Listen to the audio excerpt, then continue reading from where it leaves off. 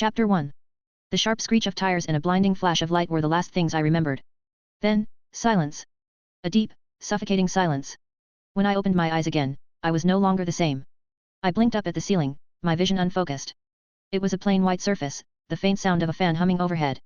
For a moment, I thought I was in a hospital. Maybe I'd survived somehow in all of those.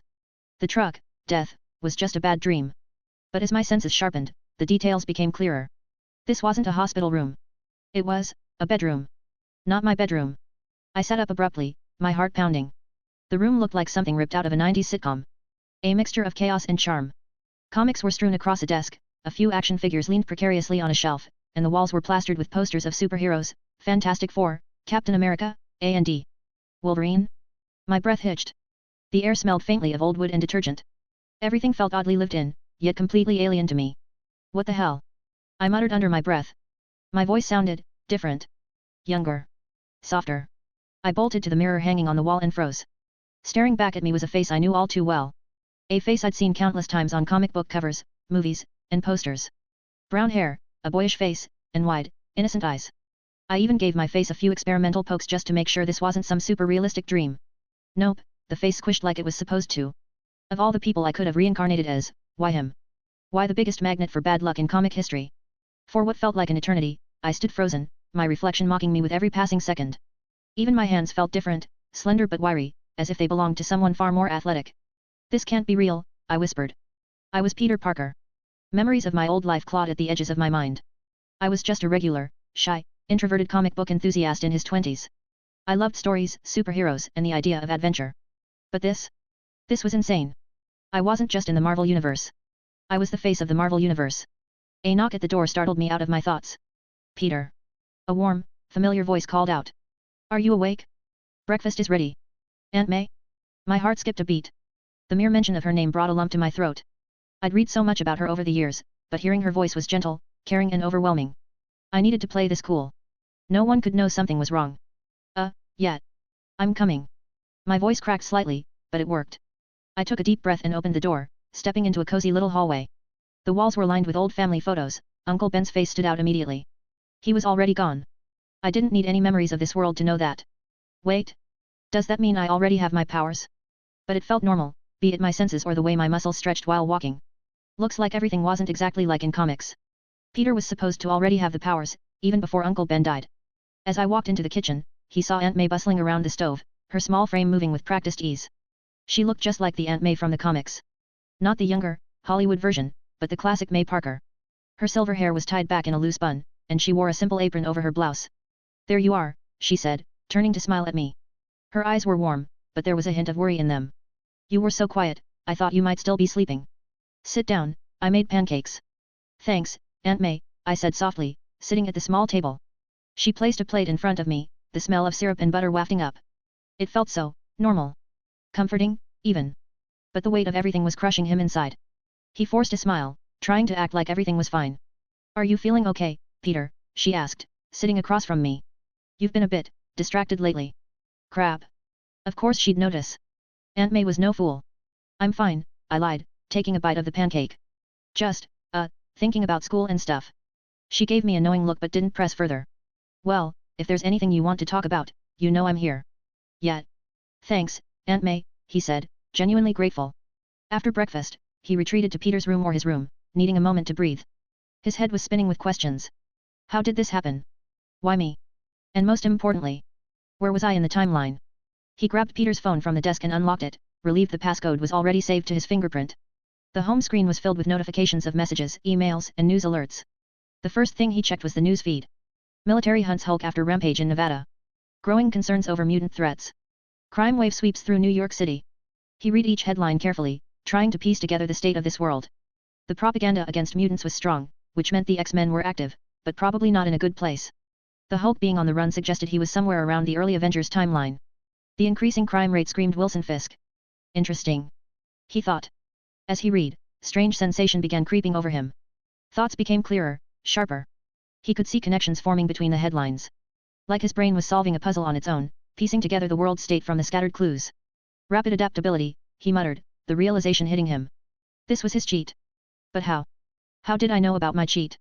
Did something happen between both my lives? So many questions and no answers. Right now, all I knew was the more I focused, the faster I absorbed and processed information. Like his brain is rewiring itself to be the perfect detective. Within minutes, he had a rough idea of where he stood. Mutants were still a divisive issue. The Avengers were likely in their early stages, given the Hulk's situation. Midtown High was still just a school, untouched by major events, for now. He placed the phone down, letting out a shaky breath. But he needed to check more. He picked up the phone again, opening the old Peter's messaging app and scrolled through his recent chats. Most of it was classmates talking about homework, reminders about school events, but a few names stood out. Harry Osborn and Gwen Stacy. The sight of their names gave him a jolt of excitement. Harry's messages were casual, full of jokes and plans to hang out. Gwen's were less frequent but friendly. She seemed close to Peter, but not overly so. Okay, he muttered to himself. Harry and Gwen.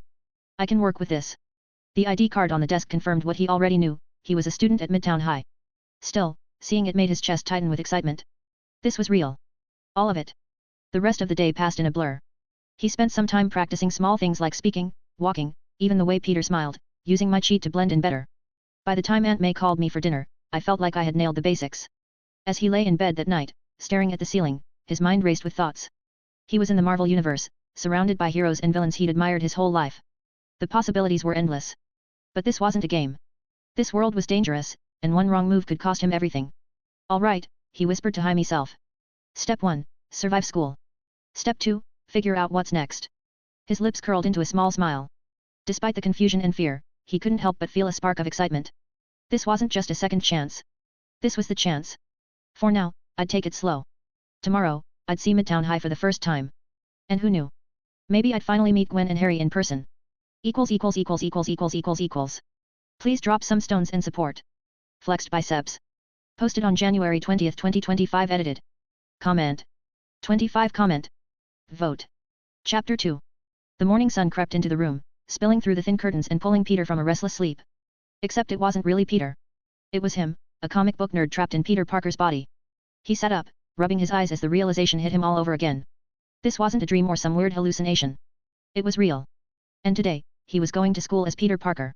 Don't mess this up, he told himself. You can't let anyone know something's wrong. By the time he reached Midtown High, the nerves were hitting him hard. The building looked exactly how he'd imagined it, a classic high school with rows of lockers, bustling hallways, and groups of teens chatting loudly. It felt surreal to walk through those doors, knowing this was where so many iconic moments had taken place in the comics. He spotted his locker easily, the number already etched in his memory from Peter's ID card. As he fiddled with the lock, he caught snippets of conversation around him. Did you finish the bio homework? Can you believe the Hulk's still on the run? Flash is going to try out for the football team again. The chatter was normal, almost comforting. But his heart sank when a familiar voice called out behind him. Hey, Pete. He turned, and there was Harry Osborn, grinning as he leaned casually against the locker beside him. Harry looked just like he did in the comics, sharp features, confident posture, but with a warmth in his smile that immediately made him likable. Hey, Harry, Peter replied, trying to match the tone. Harry tilted his head, studying him. You okay? You seem, I don't know, distracted or something. Peter's stomach twisted. He's already noticing something's off. Stay calm. Yeah, I'm fine, Peter said quickly, forcing a smile. Just couldn't sleep well last night. It was one of those sleepless nights. Harry chuckled. Tell me about it, finishing Mrs. Clark's chemistry assignment almost killed me. The conversation flowed naturally after that, and Peter found himself easing into the rhythm. Harry was friendly, funny, and exactly the kind of person who could pull anyone into a conversation. It was easy to see why he and Peter were friends. In homeroom, the teacher clapped her hands to get everyone's attention. All right, class, just a quick reminder, she said. Tomorrow, we'll be visiting Oscorp for a science tour. Make sure you have your permission slips signed and turned in by the end of the day. A murmur of excitement ran through the room. Oscorp. The name sent a chill down Peter's spine. That place was a ticking time bomb of disasters waiting to happen. Harry nudged him with his elbow. Excited to see my dad's company again, Pete. Peter forced a grin. Yeah, of course. Should be cool. Harry gave him a concerned look. You're acting weird today. You okay, dude? Peter hesitated, then leaned in slightly. Honestly, I'm just tired, man. My head's all over the place. Harry nodded, accepting the answer. All right, but let me know if you need anything. You're my best friend, you know that. The words hit Peter harder than he expected. Harry genuinely cared about him or, well, about Peter Parker. It made him feel both guilty and determined. He had to play this role perfectly, for Harry's sake and his own. By lunchtime, Peter was feeling more confident. His cheat, rapid adaptability, was kicking in. The more he interacted with Harry, the more natural it felt to act like the old Peter. In the cafeteria, Harry waved him over to a table near the window. Peter grabbed a tray and joined him, just as Gwen Stacy appeared with her own lunch. Mind if I sit here? Gwen asked, her voice light and cheerful. Not at all, Harry said, flashing her a charming smile. Peter tried not to stare as Gwen sat down. She looked just like he remembered from the comics, blonde hair tied in a loose ponytail, a bright smile, and an air of confidence that made her stand out. She was friendly, but not overly so, and he could tell she and Peter were just casual friends at this point. So, Peter, Gwen said, looking at him as she took a bite of her sandwich. You've been pretty quiet today. That's not like you. Peter tensed. Why was everyone suddenly so observant? Oh, it's nothing, he said quickly. Just too tired after not getting much sleep and I totally blanked half of my chemistry assignment. Harry laughed. Man, don't let that chemistry assignment get to you. Don't worry, Clark loves your work. You'll probably get an A anyway. Peter relaxed a little, thankful for Harry's easygoing nature. As the three of them talked, Peter found himself adapting even more. He mimicked the old Peter's mannerisms, his way of speaking, even his jokes. By the time lunch was halfway through, he felt like he was blending in perfectly. That was when Mary Jane Watson walked into the cafeteria. MJ was exactly as Peter had imagined. Striking red hair, confident stride, and a magnetic presence that turned heads wherever she went. She walked over to a table where Flash Thompson and his gang were sitting, her casual demeanor making it clear she was used to being the center of attention. Harry leaned over to Peter, lowering his voice. MJ's looking good today, hey. Peter smirked, trying to play along. Yeah, she's definitely got the whole it factor going. Unfortunately, Harry's comment caught Flash's attention. The school's resident bully turned in their direction, his eyes narrowing. What's that, Osborn? Flash said, standing up and sauntering over to their table. His voice was loud enough to draw attention from the nearby students. Got something to say about MJ. Harry stiffened, but tried to stand his ground. Relax, Flash. We were just talking. No big deal. Flash sneered. Yeah, well, keep your mouth shut. MJ doesn't need losers like you drooling over her. The tension at the table was palpable. Gwen looked uncomfortable, glancing between Harry and Flash, while Peter's mind raced. He didn't want to cause a scene, but he couldn't just sit there and let Flash bully his friends. Flash leaned closer to Harry, his tone dripping with mockery. What's the matter, Osborn? Daddy's money not enough to buy you some guts. That was it. Peter stood up, his heart pounding but his voice steady. Back off, Flash. Flash turned to him, surprised. What did you say, Parker? I said back off, Peter repeated, meeting Flash's gaze. We're just trying to eat lunch. Go bother someone else. But Flash wasn't gonna give up easily, or what? What are you gonna do? Science me to death? Come on, you nerds can't even. Peter stood up, cutting him off. His mind raced, his cheat analyzing Flash's behavior and weaknesses in real time. He didn't need to fight Flash to win this. Flash, Peter said, his voice steady, you talk a lot for someone who can't even solve basic algebra. The cafeteria went silent. All eyes were on them now. Flash's face turned red. What did you just say? You heard me, Peter continued, his confidence growing. You spend all your time flexing in front of everyone, but when it comes to actually using your brain, you're out of your league. Laughter rippled through the room. Flash's friends looked uncomfortable, shifting in their seats. Shut up, Parker. Flash snapped, his voice rising. You don't know anything. Peter shrugged, his tone almost bored. Maybe. But I do know you're embarrassing yourself right now. Why don't you sit down before you make it worse? Flash's hands curled into fists, and for a moment, Peter thought he was about to get punched. But before Flash could act, a teacher walked into the cafeteria, her sharp gaze landing on the commotion. Thompson, she barked. What's going on here? Flash froze, his bravado crumbling under the teacher's glare. Nothing, ma'am, he mumbled, stepping back. That's what I thought. Now sit down, all of you. As Flash slunk away, Peter sat back down, his heart pounding. He'd avoided a fight, but just barely. Nice one, Pete, Harry said, grinning. I didn't think you had it in you. Peter shrugged, trying to downplay it. Someone had to say it. Gwen gave him an approving smile. Well, you handled that better than most. Flash needed to be put in his place. Peter returned the smile, relief washing over him. He'd passed another test, blending in just a little more with every interaction. For now, at least, I am safe. But for tomorrow?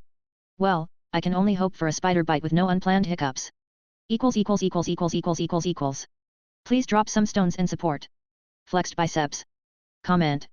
===============================================================================================================================〗13 Comment. Vote. Chapter 3. The walk home from Midtown High had been uneventful. Peter kept his head down, going over the day's events. Harry's casual questions, Gwen's subtle observations, and the Flash confrontation replayed in his mind. He knew he was walking a fine line, pretending to be someone else while also navigating a world straight out of his favorite comic books. As he stepped into the small but cozy Parker residence, Aunt May greeted him with her usual warmth. Welcome home, Peter, she said, her kind eyes crinkling with a smile. How was school? Peter smiled back, his reply automatic. It was fine, Aunt May. Nothing out of the ordinary. But in truth, everything felt extraordinary. He had an entirely new life, and with it came an immense opportunity. One he couldn't waste. Once he was alone in his room, Peter locked the door and sat down at the desk. He flipped open the laptop, the screen glowing in the dim light of the evening. A determined look crossed his face. All right, he muttered to himself. Time to see how far this adaptability thing can go. He started slow, opening tabs on basic subjects he already had a foundation in like physics, chemistry, and biology. At first, it felt like any other study session, the concepts crawling into his mind at a reasonable pace. But then something shifted. His cheat activated like a well-oiled machine, his focus sharpening to an almost inhuman degree. Concepts that once seemed complex unraveled themselves, becoming clear and intuitive. Peter leaned forward, the world outside his room fading away as he immersed himself in the endless flow of information. He moved from physics to biochemistry, then to material science, mathematics, engineering, and computer science. He wasn't just scheming, he was understanding. Every piece of knowledge clicked into place, building upon what he had already learned. His cheat worked like magic, connecting dots he hadn't even realized were there. Hours flew by in what felt like seconds. By the time Peter finally leaned back in his chair, his mind was bursting with new knowledge. He glanced at the clock and blinked in disbelief. It's just time for dinner, he whispered, stunned. How is that even possible? It feels like I've been studying for days. It was thrilling and terrifying. If his cheat could work this fast with knowledge, what else was it capable of? A ping from his phone pulled him out of his thoughts. Harry had texted. Harry. Hey, Pete. I'll swing by tomorrow morning to pick you up for school. Don't make me wait, all right. Peter smirked. Harry was exactly the kind of friend he needed in this world. Easygoing, reliable, and most importantly, loyal to the end. He replied quickly, got it. See you tomorrow morning. Closing the laptop, Peter headed downstairs to join Aunt May for dinner. The smell of her cooking filled the kitchen, and Peter felt a pang of nostalgia. In his old life, family meals had been rare. This warmth was something he had missed. You're just in time, Aunt May said, setting plates on the table. Peter helped her carry the dishes over, making small talk as they ate. He kept his tone light, asking about her day and sharing a few stories from school. It was easy to see how much Aunt May loved Peter. Every word she spoke was filled with affection and care. After dinner, Peter insisted on doing the dishes, despite Aunt May's protests. You've had a long day at school, she said. So have you, Peter countered with a smile. It was a small gesture, but it felt good to help. After finishing, he took out the trash, the cool evening air refreshing after the warmth of the house. As he walked back, he noticed movement across the street. Mary Jane Watson stood in her driveway, waving at him. For a moment, Peter considered waving back. Then, a sleek car pulled up, and MJ's friends piled out, laughing and calling her over. Without a second glance at Peter, she hopped into the car, her attention entirely on her group. Peter frowned, stuffing his hands into his pockets. What a double-standard bitch, he muttered under his breath. Back in his room, Peter wasn't done experimenting with his cheat. His newfound knowledge had given him confidence, but he wanted more. Opening his laptop again, he searched for martial arts tutorials. He found videos on basic techniques like punches, kicks, stances and watched them intently. At first, his movements were awkward, his punches clumsy and uncoordinated. But as he repeated the motions, something incredible happened. His body began to adapt. The punches became faster, more precise. The kicks gained power and fluidity. Peter grinned, his heart racing. This is insane, he muttered, shadowboxing in the middle of his room. I've barely started, and it's like I've been training for years. By the time he finally collapsed onto his bed, he was exhausted but exhilarated. The potential of his cheat was limitless, and he was only scratching the surface. The next morning, Peter woke up before his alarm. He jumped out of bed, his energy levels unusually high. After a quick shower, he dressed and headed downstairs for breakfast, surprising Aunt May with his enthusiasm. You're up early, she said, raising an eyebrow as he entered the kitchen. Just excited for the day, Peter replied, grabbing a piece of toast. Aunt May smiled warmly. Well, it's good to see you so cheerful. Don't forget your lunch. I won't, Peter said, finishing his toast quickly. He stepped outside just as Harry's car pulled up to the curb. Harry rolled down the window, grinning. Morning, Pete. Ready for the Oscorp trip? Peter nodded, walking over to the car. As he climbed in, he thought about the friendship between Harry and the old Peter. It wasn't just convenience, Harry genuinely cared. Yeah, Peter said, returning Harry's grin. Let's go.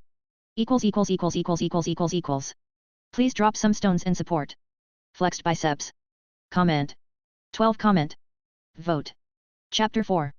Peter and Harry stepped out of the car, greeted by the usual bustle of Midtown High. The sun shone brightly, and the familiar sounds of morning chatter and laughter filled the air. Harry tossed his bag over his shoulder and nudged Peter with a grin. Ready to see Oscorp? Don't fall asleep during the tour, Harry joked. Peter chuckled but couldn't shake the tension building inside him. Oscorp wasn't just a field trip. It was a monumental moment in the Marvel Universe, and he needed to make sure everything stayed on track or as close to it as possible.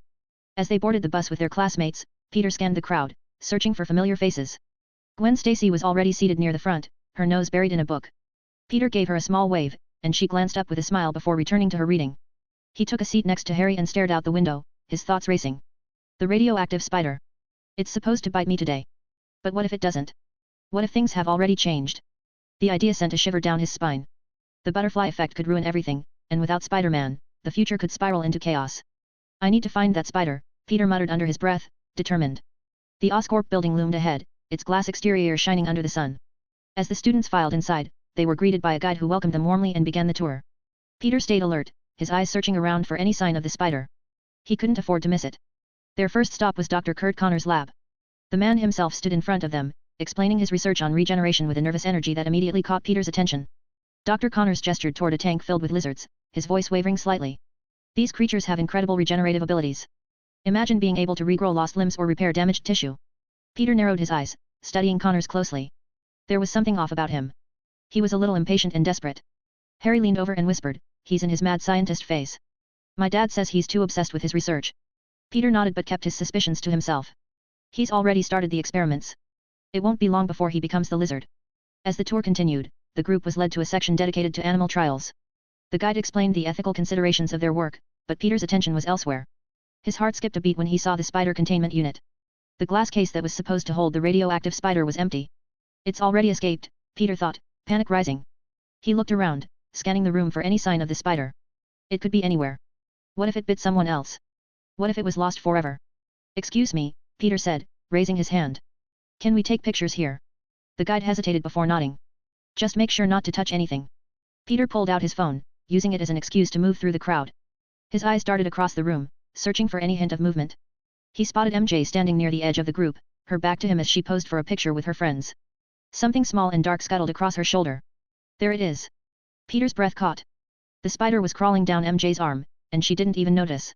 Keeping his composure, Peter moved closer. "Hey, MJ, let me take a picture of you," he said casually, holding up his phone.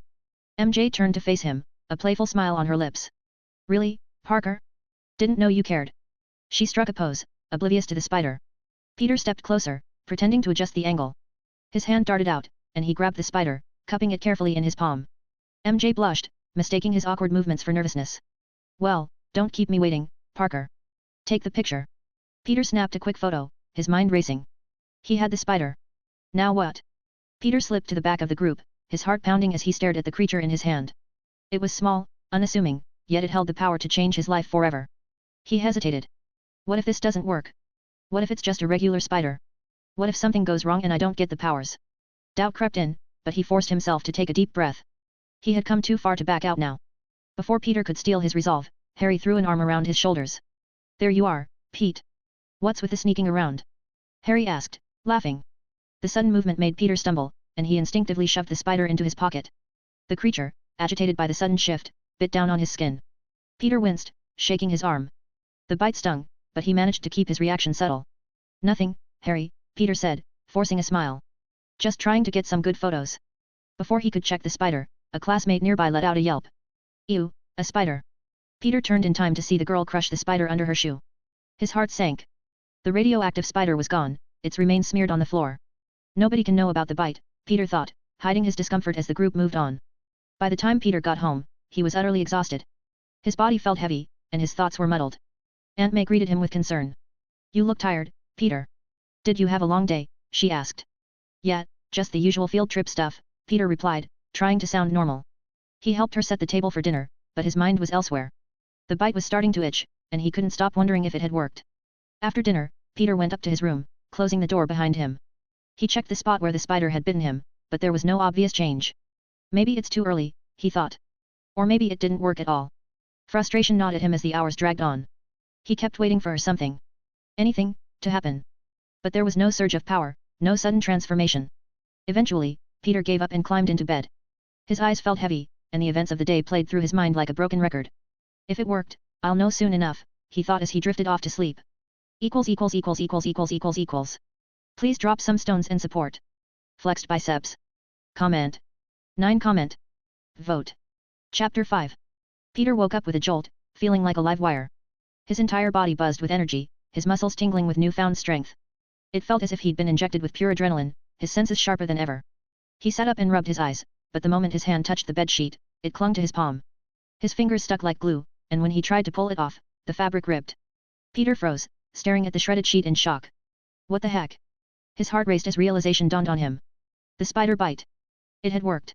The radioactive DNA had done its job, and his body was different. Peter stood up and stretched, feeling the raw power coursing through his veins. His movements felt effortless, his muscles stronger, more precise. He clenched his fist, and the faint creak of tightening knuckles filled the room. This is insane. But I can't just sit around. I need to figure out how far this goes. Peter took a deep breath, and his rapid adaptability kicked in. Within moments, he could control the overwhelming strength in his fingers. The stickiness faded, and his grip returned to normal. An hour later, Peter found himself standing at the edge of an abandoned scrapyard on the outskirts of Queens. It was the perfect place to test his abilities without anyone noticing. He stepped onto the uneven ground, his heart pounding with excitement and nervousness. Piles of rusted metal and discarded machinery surrounded him. Peter approached a large chunk of scrap, a twisted mass of old pipes and metal beams. He bent down and wrapped his hands around it, gripping tightly. All right, let's see what I've got. With a grunt, he lifted the metal. It came off the ground easily, almost too easily. Peter's eyes widened as he hoisted it over his head like it was made of cardboard. This must weigh at least a few tons. How is this even possible? He moved on to heavier weights, by adding car frames and massive steel girders. Each time, his body adapted to the challenge. By the time he reached his limit, he had lifted close to 18 tons. But something inside him wasn't satisfied. His adaptability kicked in again, and he felt his muscles adjust, becoming more efficient.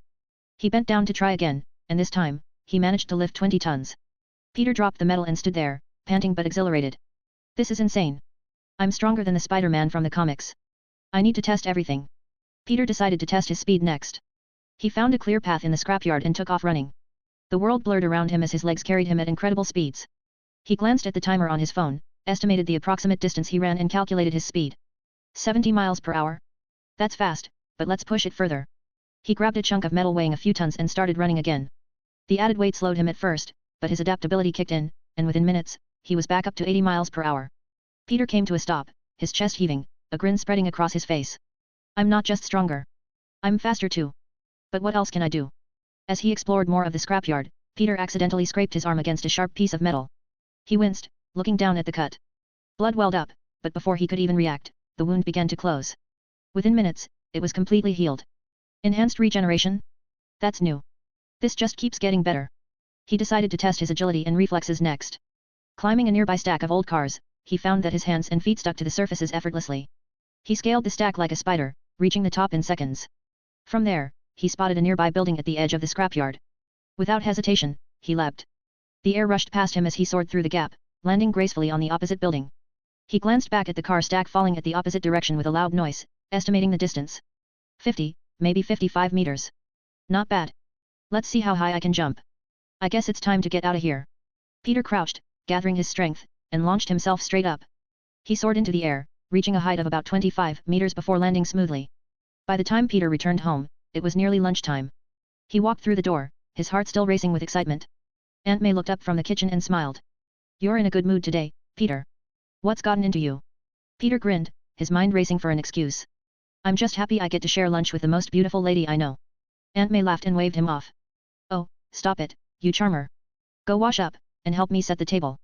After lunch, Peter did the dishes, chatting with Aunt May about her day. Back in his room, Peter pulled out his notebook and began sketching ideas for a web shooter. If I'm going to be Spider-Man, I need web shooters. No webs, no Spider-Man.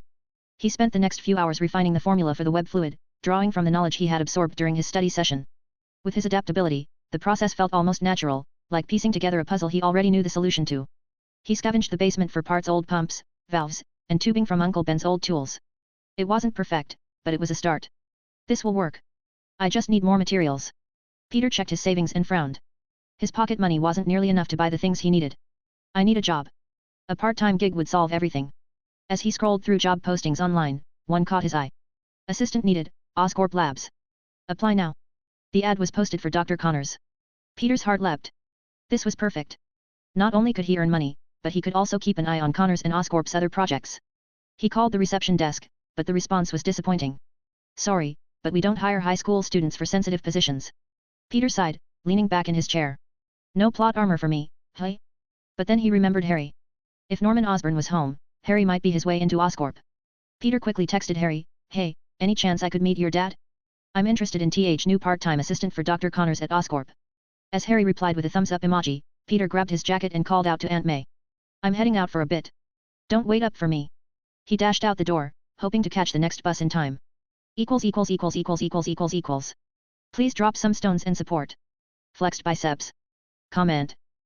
========================================================================================================================Comment. Vote. Chapter 6.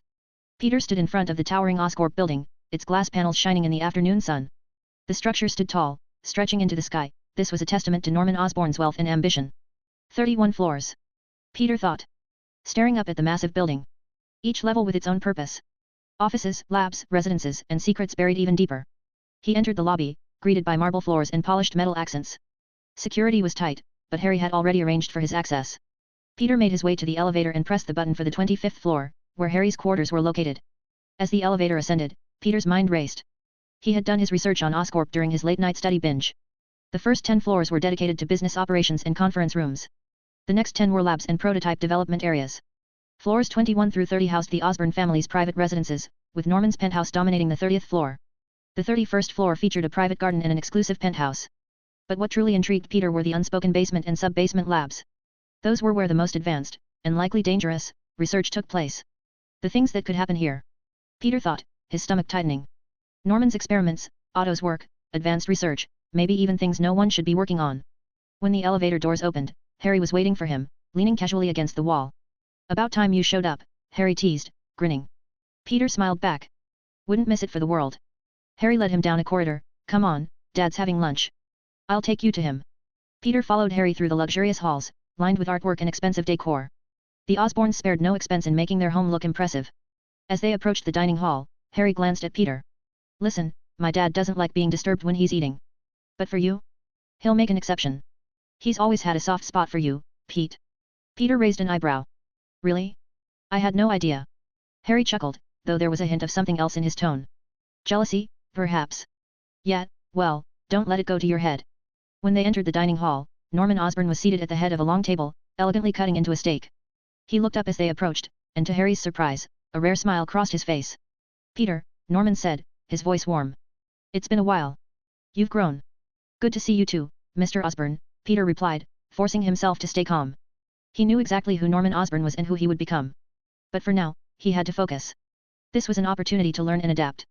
Norman gestured for him to sit and Peter joined him at the table while Harry watched the exchange, feeling a pang of jealousy. It wasn't often that his father showed genuine warmth, and seeing it directed at Peter stirred something bitter within him. After a bit of small talk, Peter steered the conversation towards science. I've been reading about the recent papers by you and Dr. Octavius, Peter said casually. The work you've been doing with Dr. Otto Octavius on sustainable energy is incredible. Using tritium as a fuel source for nuclear fusion, it's groundbreaking. Norman paused, impressed. You've been keeping up, I see. Dr. Octavius believes we're close to a breakthrough, though. Peter nodded, his mind recalling the details from his study sessions. It's amazing work. Tritium is such an efficient fuel source, but its rarity and the energy required for stabilization make it tricky. Then there are the challenges with plasma containment and magnetic stabilization. Have you considered adjusting the magnetic field parameters to account for the temperature gradient during fusion ignition? Norman leaned back, his eyes narrowing in thought. That's an interesting suggestion. I'll have to mention it to Otto. You've been studying, haven't you? Peter shrugged. Just a little. I find it all fascinating. Norman smiled again, a glint of approval in his eyes. You'll make a fine scientist someday, Peter. In fact, why don't I show you? We're running a demonstration today on a new experiment with tritium and fusion energy. You might find it interesting. Harry looked surprised. Wait, Dad, you're taking him to the demo? I thought that was private. Norman glanced at his son. It is. But I think Peter might appreciate it. Peter's heart skipped a beat. A demonstration? Could it be? I'd love to, Peter said quickly, keeping his excitement in check. Norman led them to the experiment site, located in one of the restricted labs. Peter's suspicions were confirmed when he saw Dr. Otto Octavius standing near a massive reactor, surrounded by a team of scientists. He was taller than Peter had expected, with a broad frame and an air of restless energy. He was busily checking data on a tablet, his signature mechanical arms attached to his back. The arms moved with precision, helping him adjust the equipment. Norman, Otto said, turning to greet them. You're just in time. Otto, Norman greeted back. I'd like you to meet Peter Parker. He's a bright young man with an interest in science. Otto looked up, his expression curious. Parker, hey? Nice to meet you. Dr. Octavius, Peter looked surprised and flustered, for he had appearances to keep. Nice to meet you too, Dr. Octavius, Peter said, shaking his hand. I've read about your work. It's incredible. Otto's eyes lit up. Always nice to meet someone who appreciates science. What do you think of fusion as a sustainable energy source? Peter hesitated. He knew the experiment would eventually go wrong, but he couldn't reveal that. Instead, he focused on subtle suggestions. It's groundbreaking, Peter said, choosing his words carefully. The way you've designed the mechanical arms to handle the fusion reactor is brilliant. But I was wondering, have you accounted for potential AI malfunctions? If the arm's neural interface fails, it could lead to a feedback loop, right? Otto blinked, taken aback. That's an interesting observation. The AI has safeguards, but it's worth double-checking. Norman chuckled. I told you he was sharp. And the containment field, Peter added. I mean no disrespect, Dr. Octavius. It's just something I noticed. Have you accounted for fluctuations during peak energy output? Even a small instability could cause a huge failure. Norman and Otto exchanged a glance. Peter's observations had struck a chord. Let's check it and no offense taken, Peter. In fact, you might be right. We've been so focused on stabilizing the fusion reaction that we might have overlooked the AI safety protocols and containment parameters, Otto said, moving to his console. Norman followed, and Peter stayed back, pretending to examine the reactor. Peter stood back, watching them work. This might delay things, but it's worth it. If I can prevent the accident, maybe I can change Otto's fate. Maybe I can stop him from becoming a villain. After several tense minutes, Otto and Norman confirmed Peter's suspicions. There were indeed flaws in the AI's programming and the containment field parameters. This could have been catastrophic, Norman muttered. Good catch, Peter. Otto turned to Peter, a look of genuine gratitude on his face. You've got a sharp mind, Parker. Thanks for speaking up. Norman clapped Peter on the shoulder. You've got quite the mind, Peter. I'm glad Harry brought you here today. Harry forced a smile. But as they prepared for the demonstration, Peter could sense his discomfort. You know, Harry is something of a genius himself, Peter said, although he was sure no one could get the reference.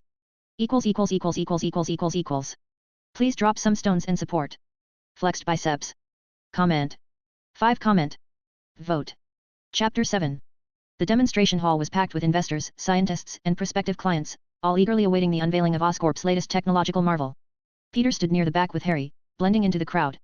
At the center of the room stood Dr. Otto Octavius, surrounded by the fusion reactor and his iconic mechanical arms. Peter's eyes roamed over the setup. The reactor gleamed under the bright lights, a compact yet powerful machine designed to harness the energy of nuclear fusion. Surrounding it, 4 mechanical arms hung like sentinels, each equipped with advanced sensors and tools. This is where it all begins. Peter thought. If Otto ever loses control of those arms, the consequences would be dire. Dr. Octavius stepped forward, his voice booming through the microphone. Ladies and gentlemen, thank you for joining us today. What you're about to witness is the future of sustainable energy. A self-sustaining fusion reaction using tritium as its fuel source. Otto gestured to the reactor.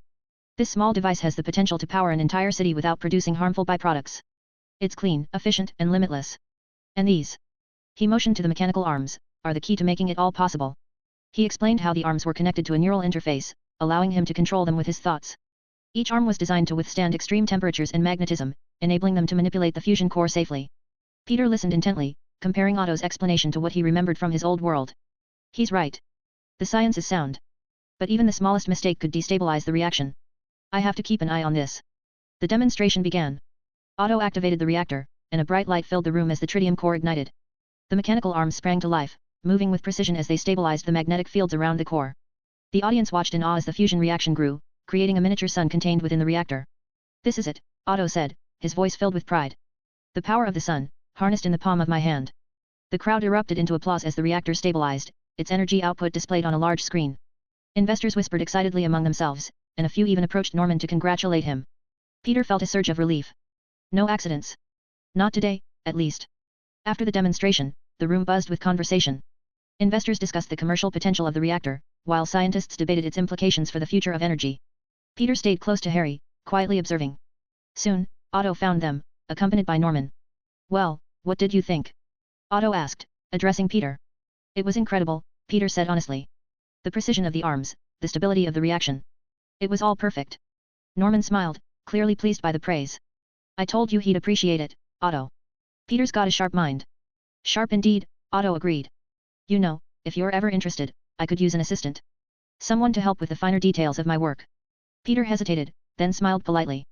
Thank you, Dr. Octavius, but I think my interests lie more in genetics than physics.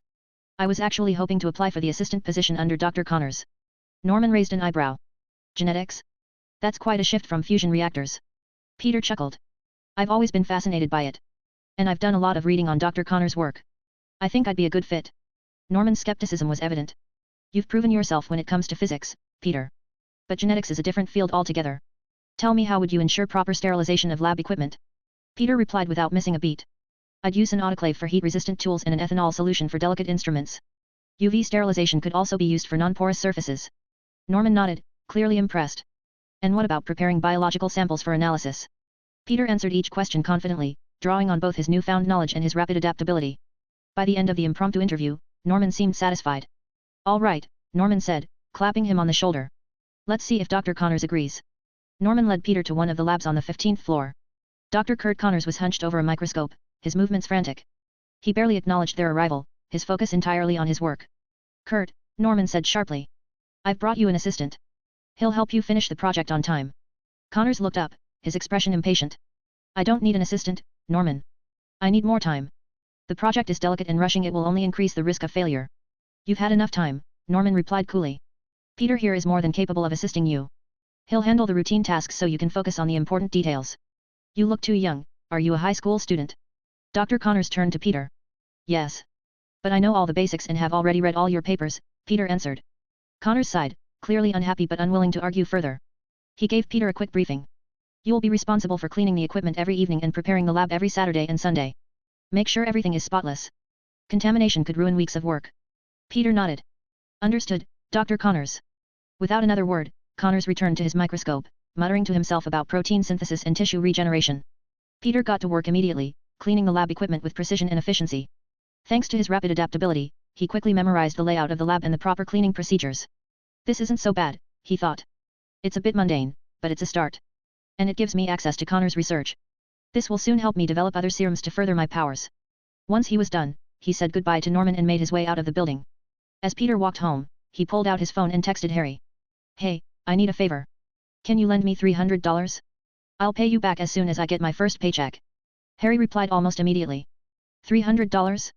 What for? Lab supplies, Peter typed back. And maybe some personal projects. Fine, but you owe me. And you have to hang out with me next weekend. Deal. A few minutes later, Peter received a notification. Harry had wired the money. That was easier than I expected. Guess being friends with a future billionaire has its perks. On the way home, Peter stopped at a local grocery store and picked up some chicken and vegetables. He had a plan to surprise Aunt May with a special dinner. When he arrived home, May was sitting in the living room, reading a book. Peter, you're home late, she said, looking up. I had some errands to run, Peter said, holding up the groceries. And I thought I'd make dinner tonight. May raised an eyebrow. You? Cooking dinner? This I have to see. Peter laughed. Trust me, you're going to love it. He got to work in the kitchen, preparing a simple but delicious meal. By the time they sat down to eat, May looked genuinely touched. This is wonderful, Peter, she said, smiling. Peter grinned. Well, I learned from the best. As they ate, Peter felt a rare sense of peace. For once, everything seemed to be going his way. Please drop some stones and support. Flexed biceps. Comment. 8 comment. Vote. Chapter 8. Peter woke up early, feeling energized and focused. His mind was already racing through the details of the web scooters he had been designing in his head. While creating the blueprint was relatively easy, given his rapidly growing engineering knowledge, the real challenge lay in perfecting the web fluid. He wanted it to be strong yet biodegradable, durable yet versatile. Sitting at his desk with papers and his laptop spread out, Peter started sketching the final blueprint. The design was compact and sophisticated. The advanced pumping system he envisioned could control the flow, viscosity, and pressure of the web fluid, ensuring maximum efficiency. Okay, Peter muttered to himself, the shooter is simple enough. But the fluid, that's the real deal. He pulled up references from online journals and textbooks. The fluid needed the right combination of polymers, additives, and solvents. He jotted down the ingredients. Polyvinylidene fluoride, PVDF. For flexibility and durability. Polylactic acid, PLA. A biodegradable component to ensure the web dissolves after a few hours. Toluene. To adjust viscosity and keep the polymers dissolved. Dimethyl sulfoxide, DMSO. To help control the pressure and flow properties. Ethanol. As a solvent to thin the mixture. He adjusted the proportions repeatedly, testing the chemical stability using an online molecular simulator. His adaptability cheat kicked in, allowing him to process and perfect the formula at a speed that would make seasoned chemists jealous. Hours flew by, and by the time he glanced at the clock, it was already Saturday morning. Great, Peter thought, stretching his arms. I've got the formula. Now I just need to gather the materials. After a quick breakfast with Aunt May, Peter rushed to Oscorp. At Oscorp, Peter prepared the lab just as Dr. Connors had instructed. He carefully set up the equipment, wiped down every surface, and organized the tools. As he worked, he observed Dr. Connors pacing around the lab, muttering to himself while scribbling notes. Peter saw this as an opportunity to build rapport. Dr. Connors, Peter started, his tone polite but confident, I've been reading up on your papers about limb regeneration using reptilian DNA. It's fascinating how the extracellular matrix plays a role in promoting tissue growth. Connors stopped mid-step, looking at Peter with a raised eyebrow. You've read my papers? Yes, sir. I found them very insightful. But I was wondering, have you considered the potential risks of cross-species contamination? The DNA splicing process might trigger unintended mutations. Connors tilted his head, clearly intrigued. That's a very valid concern. Most people overlook that. Peter smiled. I just think it's important to consider all angles. Your work is groundbreaking, and I'd love to learn more about it. For the first time, Connors smiled, albeit faintly. You're a sharp kid, Parker. Keep it up. Peter felt a sense of accomplishment. Step 1 of earning Connors' trust was complete. With no immediate tasks, Connors told Peter to take a break but reminded him to return later to clean up the lab. Peter took the opportunity to call Harry. Hey, Harry. What's the plan for today? Party at Sean's place. You in? Yeah, sounds good. I'll meet you there, Peter replied, already grabbing his jacket. The party was lively, with music blasting and people mingling. Peter recognized several classmates and even a few people from other schools. As he scanned the room, a girl with white platinum hair and piercing blue eyes caught his attention. Felicia Hardy, Peter thought, instantly recognizing her from the comics. She was leaning against a wall, sipping a drink, and radiating an aura of mystery. Taking a deep breath, Peter decided to approach her. Hey, I'm Peter, he said casually, offering a friendly smile. Felicia glanced at him, her lips curling into a sly smile. Felicia. You're Harry's friend, right? That's me, Peter replied. I guess I should have guessed your name. You kind of stand out in a crowd. Felicia chuckled. And you don't? You've got this nerdy but confident vibe going on. It's intriguing. Peter smirked. I'll take that as a compliment. As they talked, Peter used his adaptability to adjust to her playful and enigmatic demeanor. He mirrored her wit, keeping the conversation engaging and lighthearted. So, what's your story, Felicia? You don't seem like the kind of person who shows up at random parties. Felicia leaned closer, her voice dropping to a teasing whisper. Maybe I just like to keep people guessing. Peter grinned. Well, I'll keep guessing, then. As much as Peter enjoyed the conversation, he kept track of the time. He had to get back to Oscorp soon. It was great talking to you, Peter said, stepping back. But I've got to run. Felicia raised an eyebrow. Leaving so soon? You're an interesting guy, Peter Parker. Don't disappear too fast. Peter chuckled. Don't worry. I'll keep you guessing, too. Back at Oscorp, Peter returned to the lab to clean up. As he worked, he discreetly collected some of the chemicals and equipment he needed for the web fluid. He made sure to take small amounts, careful not to arouse suspicion. Once his tasks were complete, he headed home. On the way, he stopped by a store to buy a few more materials for the web's hooters. At home, Peter found Aunt May watching the news. The headline caught his attention. Captain America resurfaces after decades. Peter's heart raced. It's starting. He thought. Steve Rogers. The Avengers initiative can't be far behind. Peter, come sit with me, Aunt May said. Isn't it amazing? Captain America is alive after all these years. It really is, Peter replied, sitting beside her. After a while, Peter excused himself and headed to the basement. He set up his workspace and began assembling the web's hooters. His rapid adaptability made the process seamless. By the time he finished, the devices were sleek and fully functional. Peter held them up, admiring his work. Not bad for a day's effort, he muttered. Now, he just needed to test them. But that could wait until tomorrow.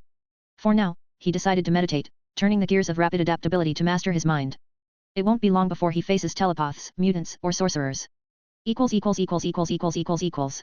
Please drop some stones and support. Flexed biceps. Comment. 8 comment. Vote. Chapter 9. Early Sunday morning was crisp as Peter peeked through his window. He got up, excitement bubbling in his chest.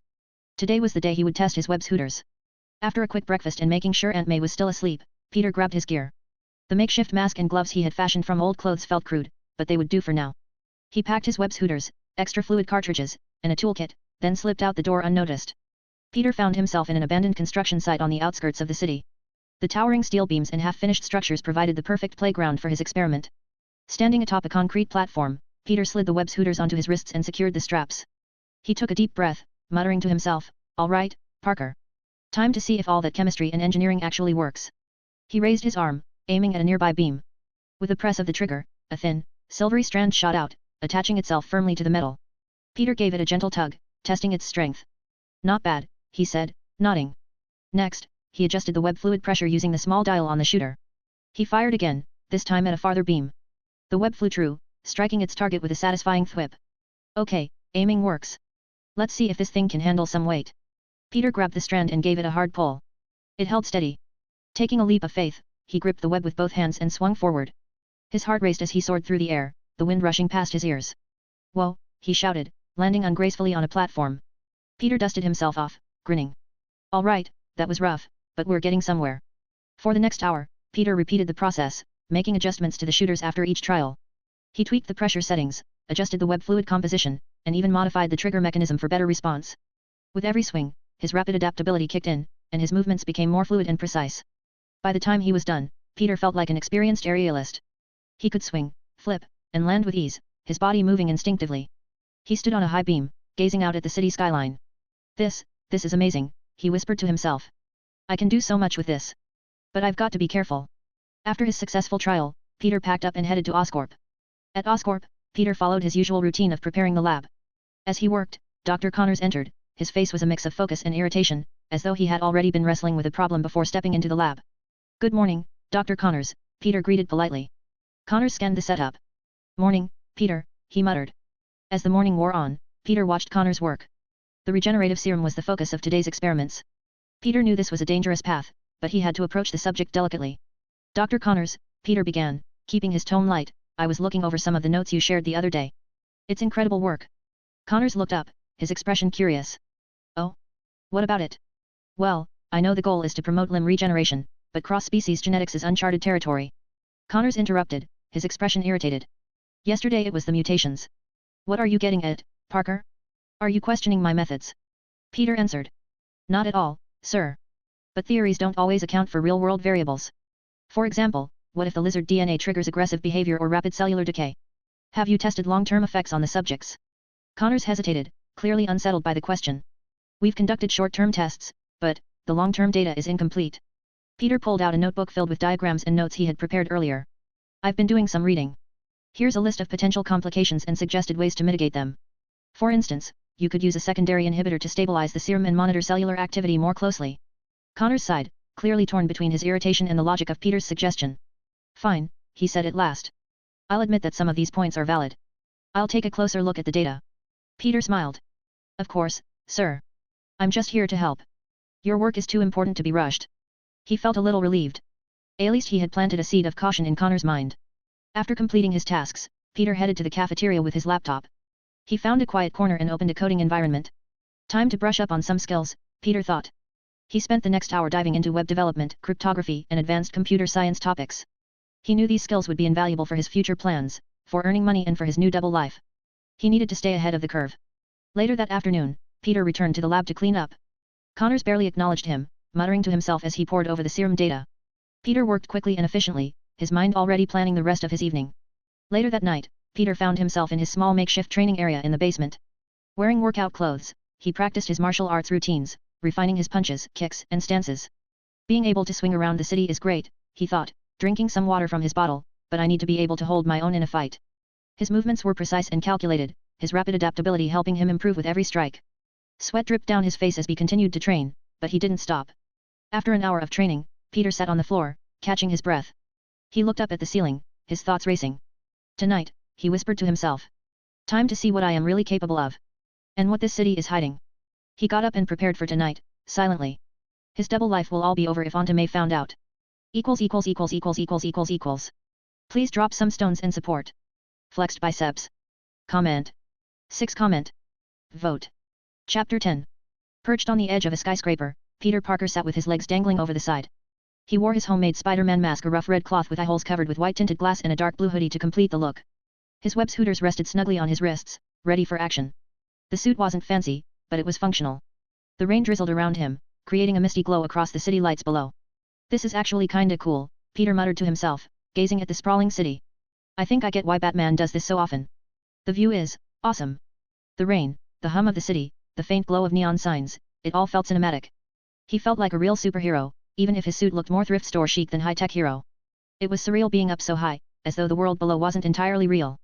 He leaned forward slightly, letting the wind brush against his face through the mask. Then he heard it. His moment of peace was interrupted by the sharp sound of tires screeching and the distant pop-pop-pop of gunfire. His enhanced senses picked up on the chaos instantly, the shouts and screams becoming clear in his mind like tuning into a radio frequency. Seriously? My first night out, and it's already this bad, he muttered, standing up. Why couldn't it just be a lost cat or something? He leaped off the skyscraper, firing a web at a nearby building. The thrill of swinging never got old. Before long, he landed on a street lamp overlooking the scene of the chaos. The scene was straight out of an action movie. The bank's glass doors were shattered, smoke billowing out. A black van sat idling in front, its back doors wide open as masked robbers hauled bags of cash. A terrified security guard was being shoved to the ground by one of the men, while another waved a gun in the air. Peter landed on a lamppost, crouched like a gargoyle, and surveyed the scene. All right, Parker, he whispered to himself, time to make an entrance. Don't mess this up. And maybe, try to sound cool for once. The rain got heavier as he swung down, landing gracefully on the roof of the van. Hey, guys, he called out, his voice dripping with mock enthusiasm. Quick question, is this a bank robbery, or are you all just really bad at parking? Either way, I think we need to have a chat about your life choices. The robbers froze, looking around in confusion. One of them spotted him and pointed. Who the hell is that? Peter dropped down in front of them, hands on his hips. That? Oh, I'm just your friendly neighborhood Spider-Man. The group stared at him. One guy finally asked, Spider who? Peter let out an exaggerated sigh. Man, go easy on me, this is my debut as a superhero. How about this? He crouched low, spreading his arms theatrically. I am vengeance. I am the night. I am Spider-Man. Right on cue, a bolt of lightning illuminated him, and thunder rumbled dramatically. For a moment, the robbers just stared. Then one of them burst out laughing. Spider-Man? In a hoodie? What, did you run out of fucking pajamas? Peter shrugged. Hey, man, not everyone has a billionaire budget. Now, are we gonna do this the easy way or the hard way? One of the robbers raised his gun. I'll take the hard way. The fight began. The first robber swung at Peter with a crowbar. Peter ducked easily, grabbing the guy's wrist and flipping him onto the ground. Whoa, buddy, no need to get all medieval on me. Crowbars? Really? What year is this, 1995? Another robber charged at him, throwing a punch. Peter sidestepped and webbed the guy's hand to his own face. Wow, Peter said, tilting his head, you really punched yourself there. That's some next-level self-care. The third robber fired a shot, but Peter dodged with a graceful flip, landing behind him. He grabbed the gun and webbed it to a nearby wall. Guns? Tisk tisk. What happened to good old-fashioned teamwork A&D? Oh, I don't know, not robbing banks. One of the guys tried to make a run for the van, but Peter swung a web at his ankles, yanking him off his feet. The man let out a startled yelp as he hit the ground. Leaving so soon? Peter said, landing in front of him. The party's just getting started.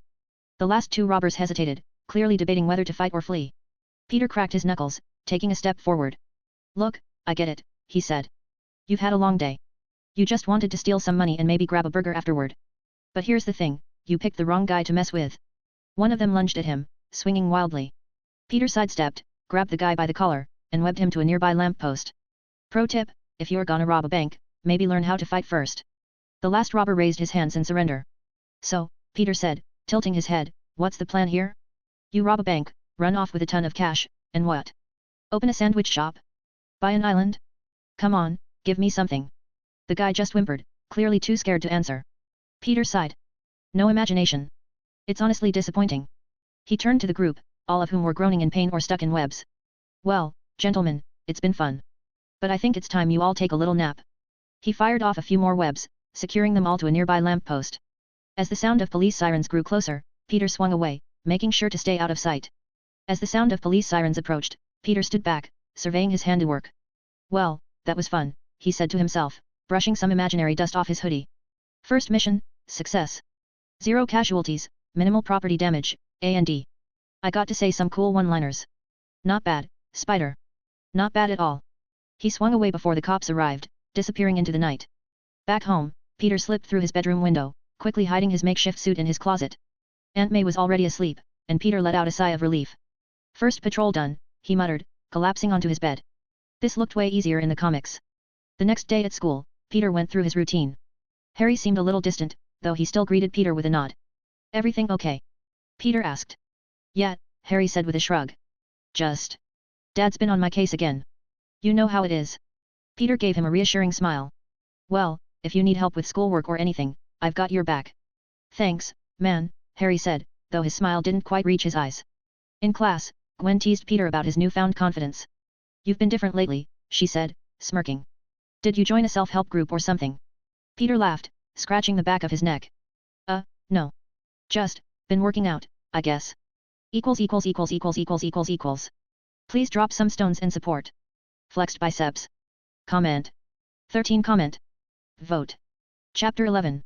Monday passed in a blur of routine for Peter Parker. The morning had been typical, classes, notes, and the usual banter with his classmates. He shared a laugh with Harry and Gwen. Harry's jokes, half sarcastic, half genuine, kept things lively, while Gwen pointed out that Peter looked more confident. Peter just chuckled. If only you knew. The afternoon went smoothly, but Peter's mind was already elsewhere. As the school bell rang, signaling the end of the day, he headed straight for Oscorp, ready for his daily responsibilities as Dr. Connor's assistant. When Peter arrived at the lab, the space was as chaotic as ever. Beakers, papers, and notes were scattered across the workstations. It was routine for him to clean up and organize the place before Connors arrived the next morning. He swept the counters, stacked the papers, and carefully arranged the equipment. As he was wiping down one of the desks, his eyes landed on a notebook lying open near the edge. Curiosity got the better of him. Dr. Connors must have forgotten this here, Peter thought, picking it up. The cover was worn, the pages filled with dense handwriting and diagrams.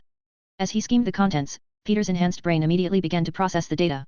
The notebook contained detailed notes on the regenerative serum Connors had been working on. So this is the famed regenerative serum. Peter mused. The more he read, the more flaws he began to notice. Connors had overlooked a few crucial variables, understandable given the complexity of the project. Even great minds like Connors could miss things, especially when working under pressure. Peter's own understanding of advanced genetics came into play. His rapid adaptability allowed him to not only spot the flaws but also come up with potential solutions. The serum's molecular bonding is unstable, Peter realized. If applied in its current state, it could cause cellular degradation instead of regeneration. And the genetic markers, they're off by a fraction of a percent. That's enough to trigger immune rejection or mutation in a human subject. Peter grabbed his notebook, tore out a sheet of paper, and began scribbling. His handwriting was quick but neat as he wrote down corrections and proposed adjustments. He wasn't trying to finish the formula, for he didn't have enough data for that.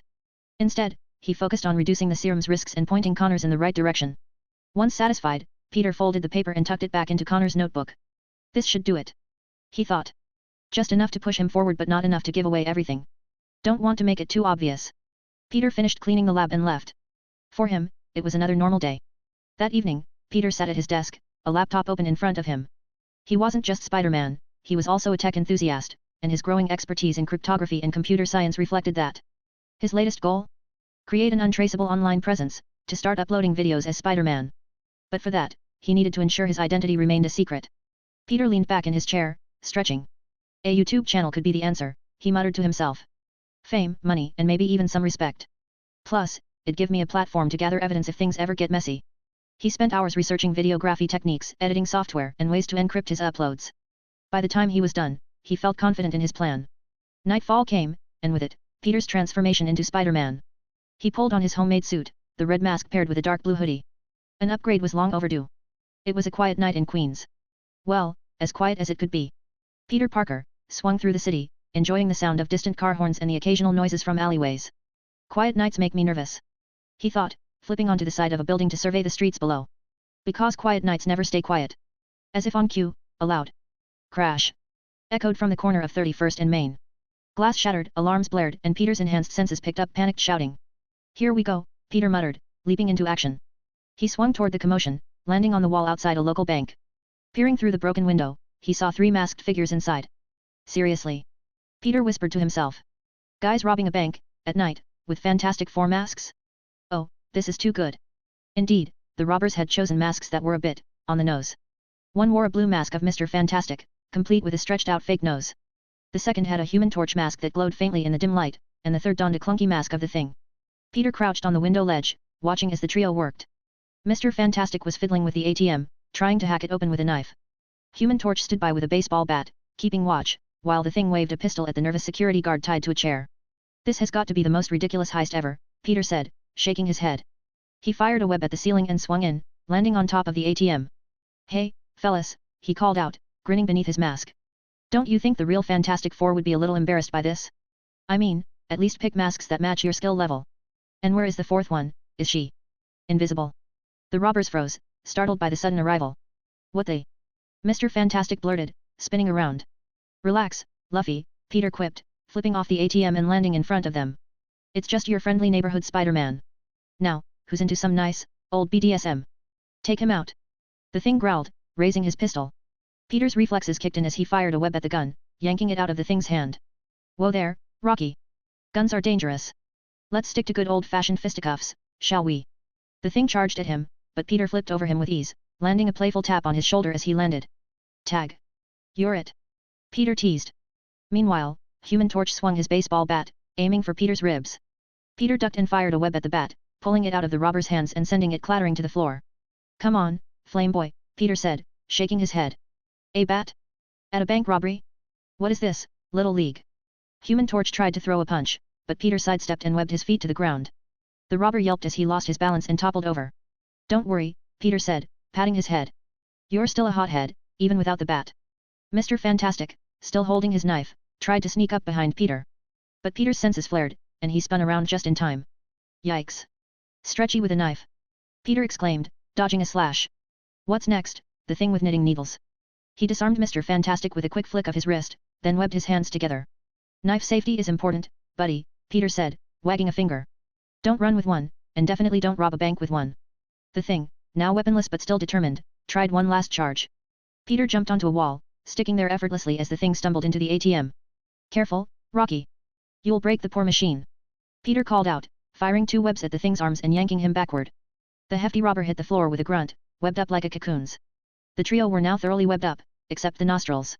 3 web cocoons. As police sirens wailed in the distance. Before leaving, Peter noticed a wallet full of cash that had fallen out of one of the thug's pockets. He hesitated, his mind racing. This is wrong, he thought. But, is it really? These guys stole this money. Consider this, redistributing the wealth. Robin Hood would be proud. He grabbed the cash and stuffed it into his pocket. Before he swung out, he heard some muffled sounds from the other room. Peter rushed to the room, only find a security guard who was still tied to a chair. Hang tight, sir, Peter said.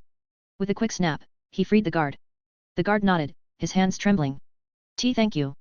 Just doing my job, Peter replied, swinging out of the window.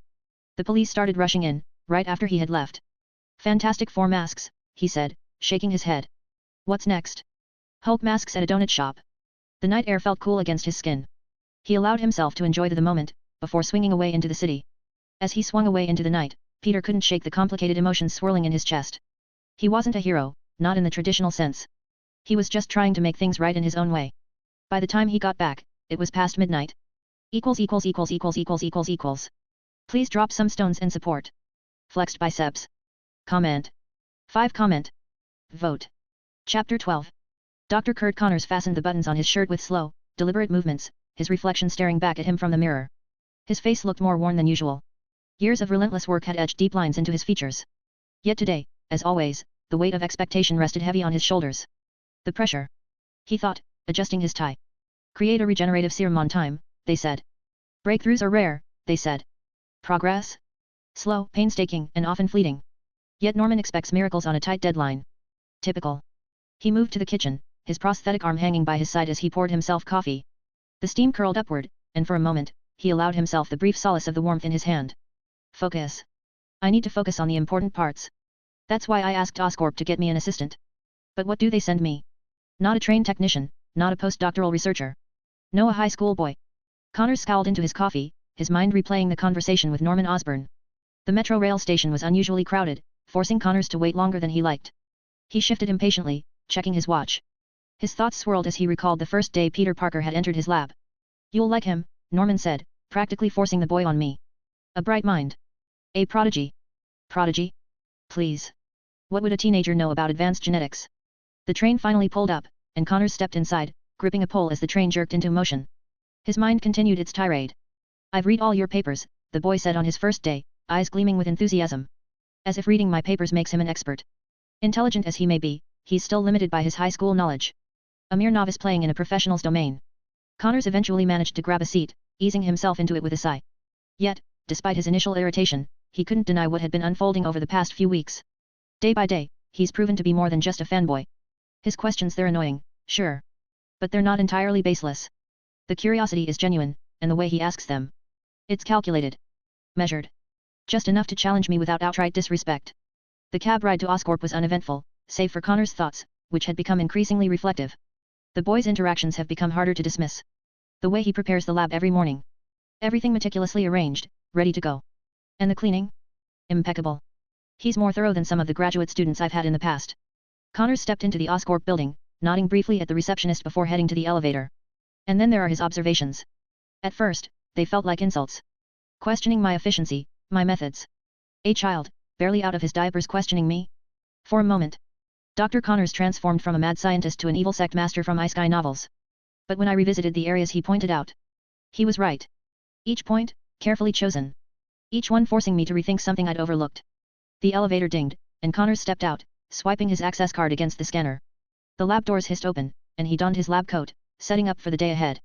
Connors reached for his notebook, only to find a sheet of paper tucked inside that he didn't remember placing there. His brows furrowed as he unfolded it. The handwriting was unfamiliar, small, neat, and precise. His irritation flared immediately. Peter. He thought, gripping the paper tightly. That boy scribbled in my notebook? The nerve. I should fire him for this. He stopped mid-thought, his eyes scanning the notes. They weren't random scribbles. They were calculations. Adjustments. Suggestions for the regenerative serum. Modifications that hadn't occurred to him. Connor's heart quickened as he read further. He, reduced the side effects? This could work? This could actually work. His anger dissolved, replaced by a mixture of surprise and grudging respect. Where is that kid? He thought, pacing the lab. How did he even see this? And how did I miss it? Connor stared at the paper for a long moment before setting it down carefully on the counter. It's decided.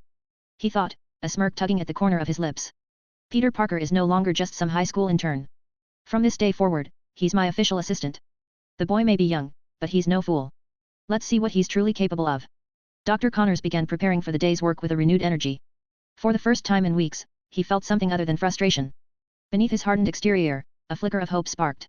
Maybe, just maybe, the boy was exactly what he needed to finally complete the serum.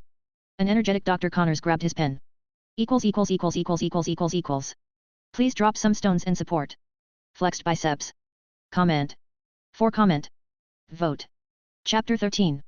May 1st, a new month had begun, and with it, a sense of renewal and possibility. Peter stretched, his body still slightly sore from the night before. Swinging around the city and breaking up crimes was no easy feat. But he couldn't stop, for his old dreams of having powers was no longer a reality. It started out as an addiction. But strangely, later it turned into satisfaction. Varying levels of satisfaction, at that. From the satisfactory feeling of bones breaking beneath his fists to the feeling of achievement, in having people thank him for saving them. And now, he wouldn't have it any other way. Downstairs, Aunt May was in the kitchen, cheerfully humming a tune, which mingled with the sound TV as she prepared breakfast. The news was on, and J. Jonah Jameson's familiar face appeared on the screen, his unmistakably loud voice booming as he spoke about the latest topic of controversy, Spider-Man. And this so-called hero is a menace, a vigilante who thinks he's above the law, Jameson exclaimed. He's been leaving a trail of destruction and injured civilians in his wake, and the police are powerless to stop him. Mark my words, this Spider-Man is a danger to society, and he needs to be brought to justice. Peter paused, holding his glass of orange juice mid-sip. Yep, just as expected. Good OLJJJ. I suppose Spider-Man means well. Still, I hope he doesn't hurt anyone too badly. Aunt May shook her head, her expression disapproving. I don't like all this violence. It's just not right. We should be working towards peace and understanding, not resorting to fists and fighting.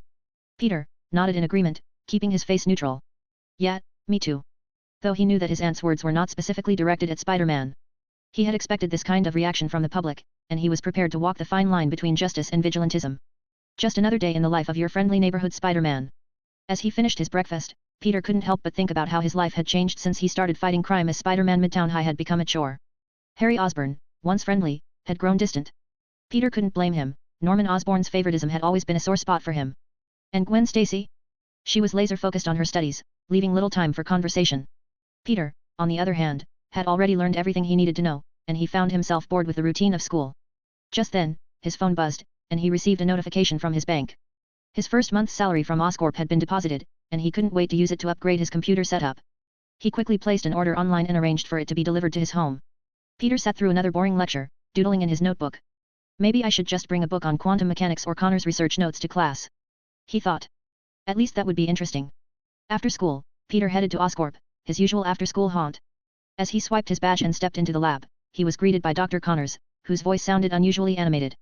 Ah, Peter. You have a keen eye for detail, Connors said, as he reviewed Peter's work. I must say, I'm impressed. You've caught some errors that even I missed. Peter smiled, feeling a sense of pride and accomplishment. Thank you, Dr. Connors. I just tried to understand the research and point out anything that didn't seem right. Connors nodded, his eyes lighting up with enthusiasm. That's exactly what I need. These adjustments you made, especially to the sequencing process, are brilliant. Someone who can think critically and help me by providing a fresh perspective. We should discuss this further. I think you might be wasted in high school. Peter shrugged, trying to play it cool. Just lucky, I guess. But Connors wasn't fooled. No, not luck. Insight. The way you broke down the regenerative serum side effects and suggested solutions. It's remarkable. Connor's passion for his work shone through as he explained the potential of regenerative medicine. Peter listened intently, although he had previously grasped the intricacies of the work on regenerative medicine. And with his rapid adaptability activating again, he was eager to contribute to its development. Connors, impressed by Peter's expertise, began assigning him more advanced tasks. Peter analyzed data sets, prepared experimental setups, and even ran simulations. As the day went on, Connors couldn't help but marvel at the teenager's aptitude. Before Peter knew it, he was heading back home, exhausted but exhilarated by the work he had done. As he arrived at his house, he was greeted by the delivery man, who had brought his new PC setup. Right on time. A few minutes later, the system was set up, wires neatly tucked away, and the monitors glowing with a soft blue hue. Peter got to work immediately, his fingers flying across the keyboard as he built his own custom operating system. This new operating system was built for anonymity and security. Soon after, set up an open-source self-hosted VPN. He also installed the Tor network, which would allow him to browse the internet securely and anonymously. Next, Peter created an anonymous email account using ProtonMail, with the email ID WebWarden trademark at protonmail.com. He used this email ID to create a YouTube account, which he would use to upload videos of his Spider-Man exploits. He enabled two-factor authentication to add an extra layer of security to his account. A/N, please ignore the trademark, I used it since I can't post an actual ID in a fan FIC. Peter then developed a secure streaming software, which would allow him to live stream his videos without compromising his identity. He used a decentralized secure delivery network, CDN, to distribute his content, making it harder for anyone to track him down. As he worked on his computer, Peter created a fake persona to match his email ID. He called himself Spider-Man. The fake backstory stated that he was murdered in his childhood by an insane criminal. When his thirst for justice altered the reality, he returned from the grave. After which, he was enraged that the system and law didn't get him justice. He located the criminal and gave him a thorough beating. And then took up the mantle of Spider-Man.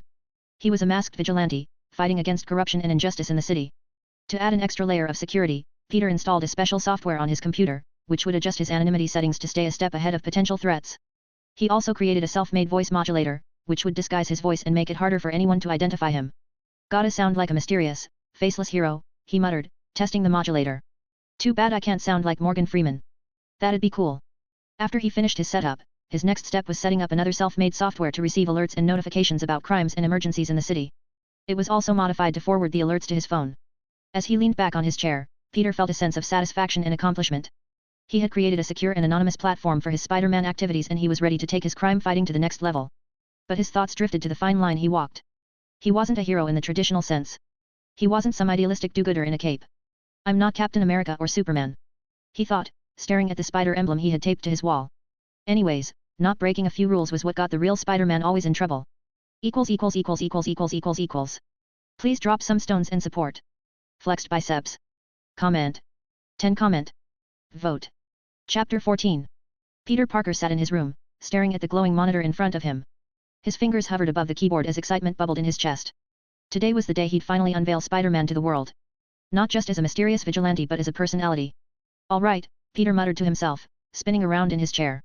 Friendly Neighborhood Spider-Man, Vlog 1. Let's give the people what they didn't know they needed. The everything was ready and his costume was freshly washed. He reached over to his desk, where his mask sat like a crown. With a smirk, Peter grabbed it and slipped it on. Dash. Recording initiated. Dash. The video started with Spider-Man swinging through the city, his webs shooting out from his wrists as he soared through the air.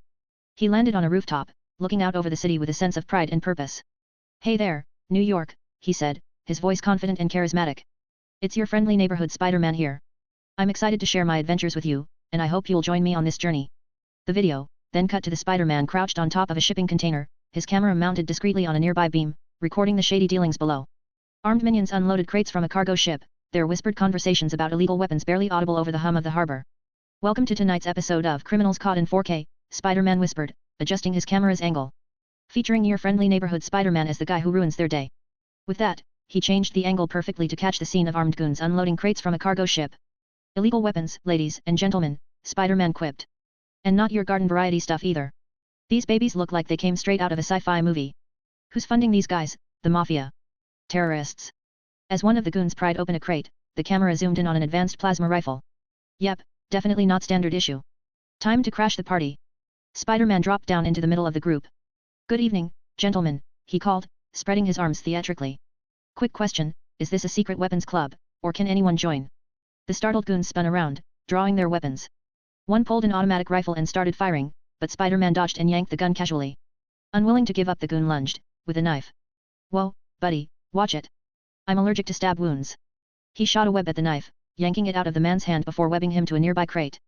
Another goon raised a baseball bat, charging at him with a roar. Spider-Man flipped over him, taking the bat from the goon and landing effortlessly on the bat itself, balancing like a circus performer. Really? A bat? Dude, who the hell guards advanced weapons with a baseball bat? He somersaulted off the bat, webbing it to the ground and tangling the goon's feet. The third man raised a pistol, his hands shaking. Stay back. Oh no, a gun. My only weakness. Spider-Man gasped, raising his hands in mock surrender. Then, with a quick flick, he webbed the gun's barrel, yanking it away and sticking it to the ceiling. Seriously, do you guys not watch the news? Web shooters beat everything. It's science. The footage then showcased Spider-Man's acrobatics as he dodged bullets and disarmed the goons with ease. He weaved through them like a gymnast, flipping over crates and sticking to walls. Pro tip, never bring a knife to a Spider-Man fight, he joked as he webbed one thug's hand to a crate, disarming him in the process. As he finished webbing up the last goon, a deep, gravelly voice rumbled from behind him. You think you're funny, Spider? Spider-Man turned to see Tombstone stepping out of the shadows, his granite-like skin gleaming under the harbor lights. You think you can just waltz in here? He growled, swinging a metal pipe. Oh great, the boss fight. Just what I needed, Spider-Man muttered, turning to his camera. Folks, meet Tombstone. Big guy, bad attitude, and skin harder than an AP physics exam. Tombstone swung a metal pipe, aiming for the back of Spider-Man's head. Spider-Man ducked, the pipe whistling past him. Whoa there, buddy. Ever heard of personal space? Spider-Man quipped, leaping onto a stack of crates. Tombstone growled, throwing the pipe at him. Spider-Man dodged with a backflip, landing gracefully. Come on, Tombstone, need more work on your aiming. Tombstone's strength was impressive, but Spider-Man's agility was unmatched. The fight was a display of Spider-Man's skills, flipping, dodging, and landing precise strikes. It was a game of cat and mouse. You should try yoga. It's great for anger management. Spider-Man said, swinging around a pillar. Tombstone growled, throwing a punch that Spider-Man barely dodged. The force of the blow left a dent in the metal crate behind him. Yikes. If I'd been standing there, I'd be Spider-Pancake, he said, jumping onto Tombstone's shoulders. You know, for a guy named Tombstone, you're surprisingly bad at burying your opponents, Spider-Man teased. Spider-Man gave a small tap to his chest, sending him flying. Have you considered a rebrand? Maybe something like Kidney Stone. Spider-Man leaped onto a nearby beam, looking down at the exhausted Tombstone. Okay, big guy, I've got places to be, so let's wrap this up. With a flurry of webs, he pinned Tombstone to a container, immobilizing him. Ta-da! All wrapped up like a Christmas present. You're welcome, NYPD. Finally, with a punch to the face, Tombstone was put to sleep. The footage ended with Spider-Man standing on a container, addressing the camera. And that's how we do it, folks. Illegal weapons, confiscated. Bad guys, webbed up. New York City, a little safer. You're welcome. Dash. Recording ceased. Dash. Back in his room, Peter played the raw footage on his computer. Alright, let's make this look good. He opened his editing software and got to work. The first step was choosing the right music. He sifted through tracks until he found one with an upbeat, heroic vibe. This one screams Spider-Man saves the day, he said, adding the track to the video. Next came the sound effects. He added web-slinging noises and exaggerated thwacks for comedic effect during the fight scenes. Gotta keep it entertaining, he muttered, grinning as he adjusted the audio levels. Subtitles were next. Peter added captions to his quips, timing them perfectly with his voiceover. Never bring a knife to a Spider-Man fight, he read aloud, chuckling. Classic. He trimmed and arranged the footage with ease, rapid adaptation was a treasure trove. Rendering is perfect, he leaned a little back. As expected from a friendly neighborhood editing software. Finally, after a few minutes of work, the video was complete. Peter leaned back in his chair, watching the finished product. This is good, he said, nodding to himself. Funny, action-packed, and just the right amount of mystery. People are gonna love it. As Peter prepared to upload the video, he reflected on his motivations. Why do I do this? He thought, staring at the screen. Fuck it, I don't know. Probably because I can. He knew he walked a fine line. Spider-Man wasn't a hero in the traditional sense, not like the Avengers or the Fantastic Four. He was something different. I'll have my fun and will save them if I can. Anonymity was crucial. If anyone found out who he was, everything would fall apart. That's why he'd taken so many precautions, encrypted accounts, a fake persona, and layers of security. This isn't about me, he said aloud. It's about Spider-Man. Peter clicked the upload button and leaned back, watching the progress bar inch forward. His heart raced with anticipation. And with that, Spider-Man's journey as a vlogger began. If you like the FIC, Please drop some stones and support. One bonus chapter will be released upon hitting the milestone of 150 power stones. Comment. 14 Comment. Vote. Chapter 15. The first rays of sunlight filtered through Peter's bedroom window, but he was already awake, staring at his laptop screen. His heart raced as the page loaded. Video title, Spider-Man's debut, villains caught in 4K. Views, 237,119. Likes, 23,456. Subscribers, 12,819, new subscribers. Comments, 5,612. Peter blinked, his jaw dropping slightly. Whoa, 237k views overnight. That's insane, he muttered, running a hand through his messy hair. He couldn't help but grin. So, people actually liked it. This might work. His eyes scanned through the comments, a mix of enthusiasm, skepticism, and critique. OMG, this is amazing. Spider-Man is my hero. Keep fighting for justice. I'm not sure if I believe this is really Spider-Man or just a prank. You're a menace, Spider-Man. You're going to get someone hurt. I love how you're using your powers for good. You're an inspiration. Can you please do a tutorial on how to make web shooters? This is fake, I can tell by the special effects. I'm concerned about the safety of the people in the video. Please be more careful. How do you balance being a superhero with your personal life? This is the most epic thing I've ever seen. Spider-Man, you're a legend. I don't think you should be sharing this kind of content. It's too violent. Peter leaned back in his chair, a thoughtful expression crossing his face. Guess not everyone's a fan of vigilante street justice. J. Jonah Jameson must have infiltrated the comments section. Still, the overwhelming positivity gave him a sense of pride. He spent the next half hour replying to relevant comments. To the skeptic. I get it. It's hard to believe, but trust me, it's all real. Stay tuned. To the tutorial request. Sorry, no web shooter tutorials. Last thing we need is amateur Spider-Man swinging into trouble. To the concerned viewer. I appreciate your feedback. Safety is my priority, and I'll keep it in mind. And to the kid who called him a legend. Thanks, buddy. That means a lot. Keep being awesome. Peter sat back, watching the subscriber count climb slowly but steadily. 12,000 subscribers in a day, he whispered, shaking his head. Not bad for a kid with a homemade costume and a camera. Even when Peter sat at his school desk, he was distracted and scrolled through the growing comments on his Spider-Man video. He was deep in thought, crafting the perfect reply to a viewer's question, when a loud voice shattered his focus. Hey, Parker. Flash Thompson's mocking tone echoed through the room. What are you doing? Looking up tutorials on how not to be a loser. The class chuckled, some whispering to each other as Flash strode over, his signature grin plastered on his face. Peter sighed, barely glancing up. Actually, Flash, Peter said, leaning back in his chair, I was just reading up on how to deal with insecure bullies. Guess what? You came up in the search results. A ripple of laughter spread through the classroom. Flash's grin faltered. You think you're funny, Parker, he snapped, stepping closer. Peter looked up, his expression calm but his eyes sharp. Not as funny as the idea of you passing this class without a tutor. How's that math grade looking? Or do you still think 2 + 2 = touchdown? The room erupted into laughter. Even the teacher, seated at her desk, hid a small smile. Flash's face turned red as he struggled to come up with a comeback. You're lucky I don't. Flash started curling his fists, but Peter cut him off. Don't what? Show everyone you can't win an argument without using your fists? Classic, Flash. Real classic. Peter's tone was light, almost bored, but his words hit home. Flash glared but didn't say another word, retreating to his seat. Peter returned to his phone, shaking his head. One day he'll learn. Probably not today, though. Peter returned to his phone, scrolling through more comments. He noticed a few constructive criticisms about camera angles and editing. Can't have the next video looking like it was shot during an earthquake, he murmured. It may be just 2 more months at school, but he had enough. The classes were boring to him, his friends were ignoring him and the only one who interacted with him now was Flash. This is depressing, need to find a way to skip school. After school, Peter headed to Oscorp, where the familiar hum of machinery and the sterile smell of the lab greeted him. Dr. Connors stood hunched over a workstation, frustration etched on his face. Dr. Connors, everything okay? Peter asked, setting his bag down. Connors sighed, rubbing his temples. Not exactly, Peter. The experiments hit a wall. The regenerative formula isn't stabilizing.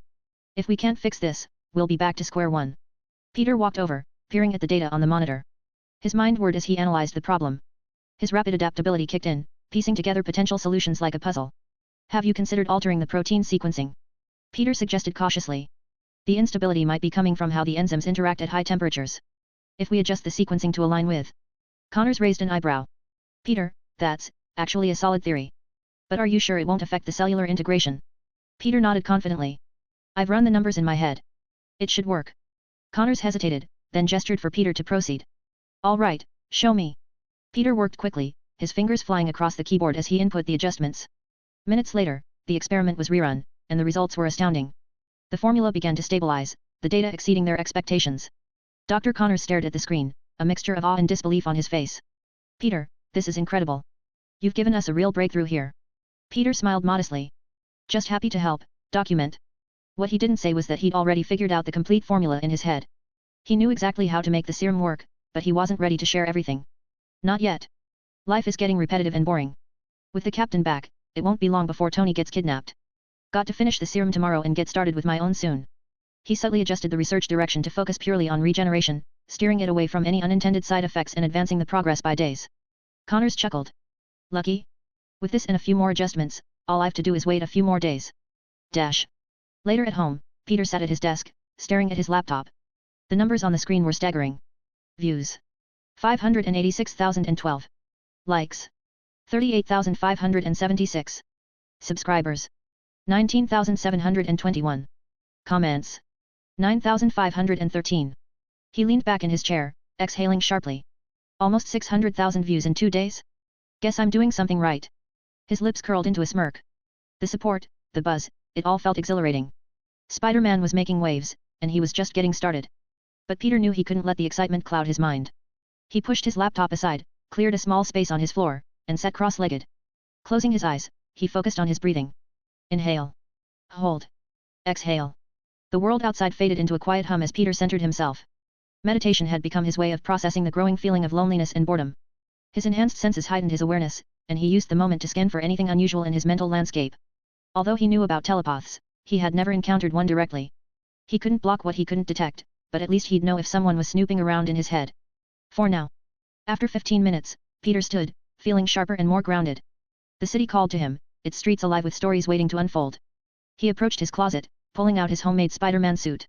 It may be a fabric that smelled faintly of glue and spray paint, but for him, it felt like armor. Slipping it on, he tightened the gloves and adjusted the mask. Time for round 2, he muttered, for the Spider-Man had a second video to film. Bonus chapter.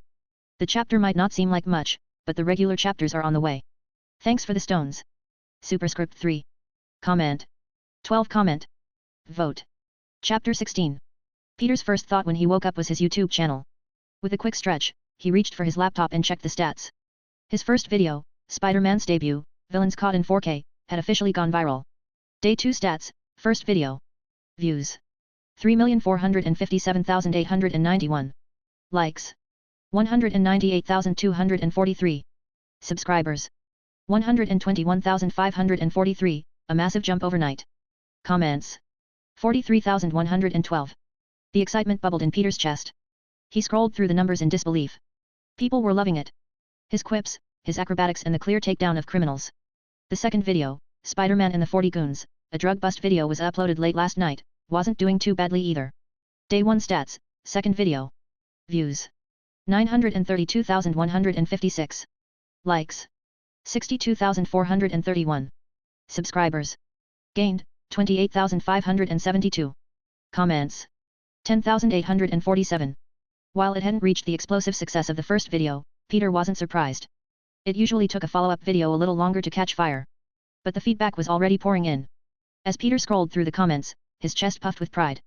Looks like people are finally seeing Spider-Man as more than just some masked weirdo. They're starting to believe in me. Mr. JJJ. Must. Have. Heard. Of. It. Now. Most. Probably. I'll. Get. Attacked. Again. Tomorrow. They. Movie. JJJ. At. Least. Once. Tried. To. Protect. Peter. From. The Green. Goblin. If. This. JJJ. Is a. Complete. Asshole. I'll. Fuck. Him. Up. He couldn't linger on it too long, though. Today, there was work to do, both in the lab and as Spider-Man. The world didn't stop for a viral video. Peter decided school could wait. With a voice-modulated call mimicking Aunt May, he excused himself for the day. He needed the time for more important things. He arrived early at Oscorp, the lab quiet and empty. Pulling on his gloves, Peter got to work.